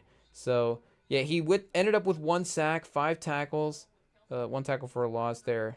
DeJean with 9 combo leads the team for the game. Bond was 7. But, yeah, 5 for Davis still feels pretty good. Interior guy. So, and, obviously if one of them's a major stop like that, you're not going to be mad about it. I mean, you just see him, of course, ripping up the center on this play. And then, I mean, it feels like he could almost run Corum down as well, too, if he wanted to. But he was kind of letting the guys that were already around the play take care of it there. I don't know, not in a anti-way. They were definitely definitely had it under control. But just to say that from his athleticism standpoint, didn't feel like he was even out of the play running behind it there for a split second with the way that he was running at that, the way he was running on that return for the field goal was just crazy. And it felt like, do we have to go, when we watch that, I guess on the, I was say we have to go back and watch it. It's coming up here next in a couple of plays, but I feel like he almost pulled away from some of the guys as well too. And I don't know if the Rams guys, knowing that didn't really matter at that point, started to give it up as well too. I guess you could have tried to track him down, got a fumble, maybe for the recovery. I guess the game's not over. You got to try. But if I remember, correctly how it was playing out there. But still, the fact that he was able, again, to have that kind of breakaway speed is just insane. And Adams does kind of drop a little touchdown opportunity. So 8:46 left in the 4th quarter, 36 yards. And it is a low kick as well, too. I remember this on the replay. If we get a couple angles here, I think I remember them highlighting this specifically. So I guess they're not going to go back. But you can see him kick it like right in the defensive line there on that shot. Pause. But, if Adams gets that play, then you do have, of course, a touchdown. It does move the score a little bit differently. I mean, at least you do just get points on that drive as well, too. But even if they got a field goal on that drive, I guess, 29-21, 8-point game is not necessarily, out of reach, of course. They do, move the ball a little bit here on this drive. A.J. Brown has that crazy, just get off me type catch where he wins the one-on-one outside route. And they are able to, get out of their own red zone a little bit. Yeah, Chet, just the catch and then the shoulder stiff arm, just the corner straight to the dirt. Hey, yo. Crazy work by A.J. Brown. And he wasn't even at 100 yet in the game still with 7:45 in the 4th. So we still have a couple of pretty good A.J. Brown plays up for him to help them close out the game. Barkley with at least a positive rush there. Moving forward a little bit, 2 yards. Hurts again to the outside. Devontae Smith, just a couple of move the chain type plays. You're only down by 5 at this point, so you don't necessarily need to, score right away. But then Smith underneath. I mean, this is about as good of a half as Hurts played, just, sitting back in the pocket and finding guys as well. And I know, again, the stakes of what he, outside like playoffs and Super Bowl and stuff, just the fact that he was able to command this type of, scoring performance in the second half is an impressive job by the quarterback in general. But his just pocket, his pocket patience, and he's not like he's having 7 seconds every time to just sit back in the side, but his hang in the pocket and just find the guys and dot guys up across the field is about as good as it's been in any of the games, so far. I guess, early this season, but really, as I think I've seen from Hurts as well too. So if this is an element that continues to improve in his game, and you just see the processing continue to take a step forward, and he becomes like the quick processing quarterback as well as the mobile quarterback, the big arm, maybe can attack the field down the quarterback at times too, then, obviously he just continues to unlock himself as a scary player. Down in the red zone on 3rd and 3, of course, now he becomes the mobile threat. Saquon with the spin chat. Hey, yo. And I know, was that his longest rush of the day? Hey, yo. What did he have listed here as his longest rush? 12 yards. Okay, so I don't think it was that one. But on 3rd and 3, the spin around the defensive lineman and then the quick burst of speed for the first down and setting him up for the goal-to-go situation. I mean, you see the clutchness of it as well, too, because immediately the Rams swarm him up on the first and goal on the next play.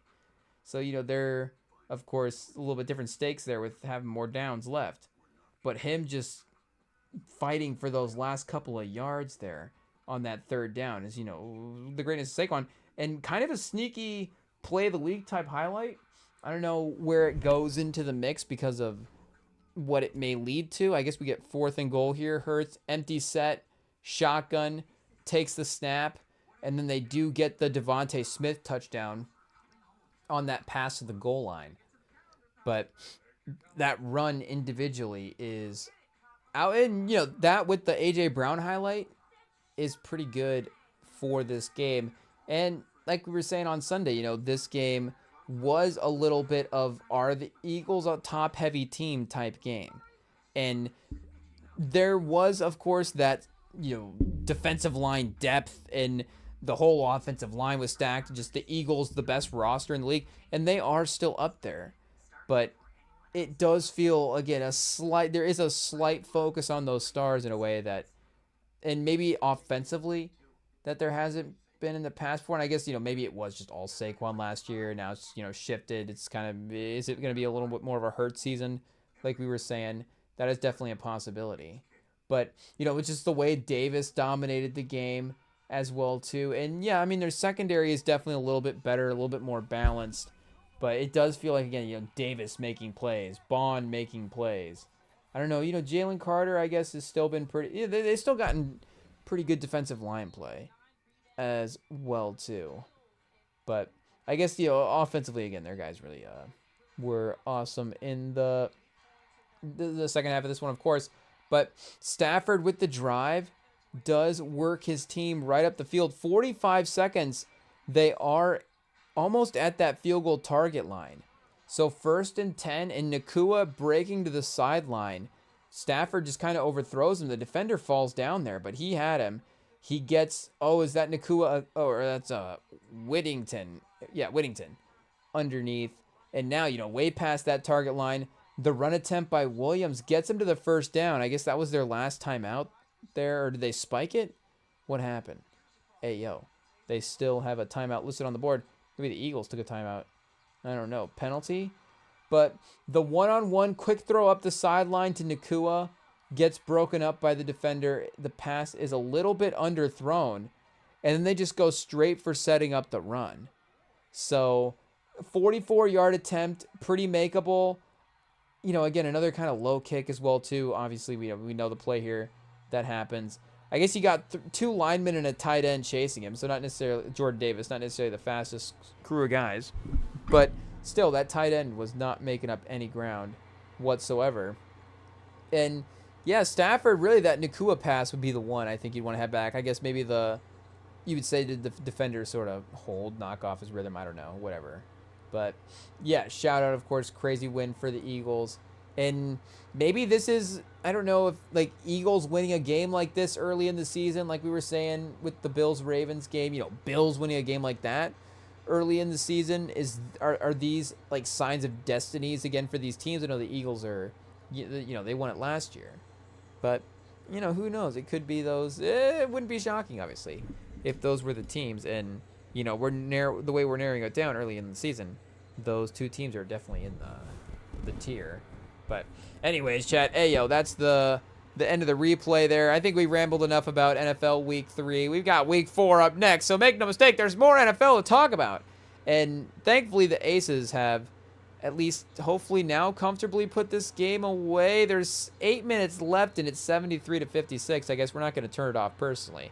But I think we can step away from the live stream and say the Aces are looking to pull this one out and tie the series up 1-1. But hopefully, we're not back Friday being like, well, that's awkward. The last 8 minutes didn't go well. So we'll see what happens here. But yeah, chat, we'll be back Friday, hanging out, of course, here.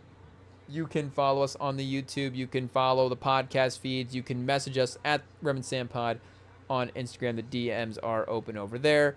We appreciate you guys, of course, jumping on with us every night. We look forward to seeing you guys, and we look forward to seeing you guys Friday as well, too. We will be back, be here. We will, of course, be having a good time, as always. And like I said, chat, we look forward to seeing you guys. Enjoy the rest of your night. Peace.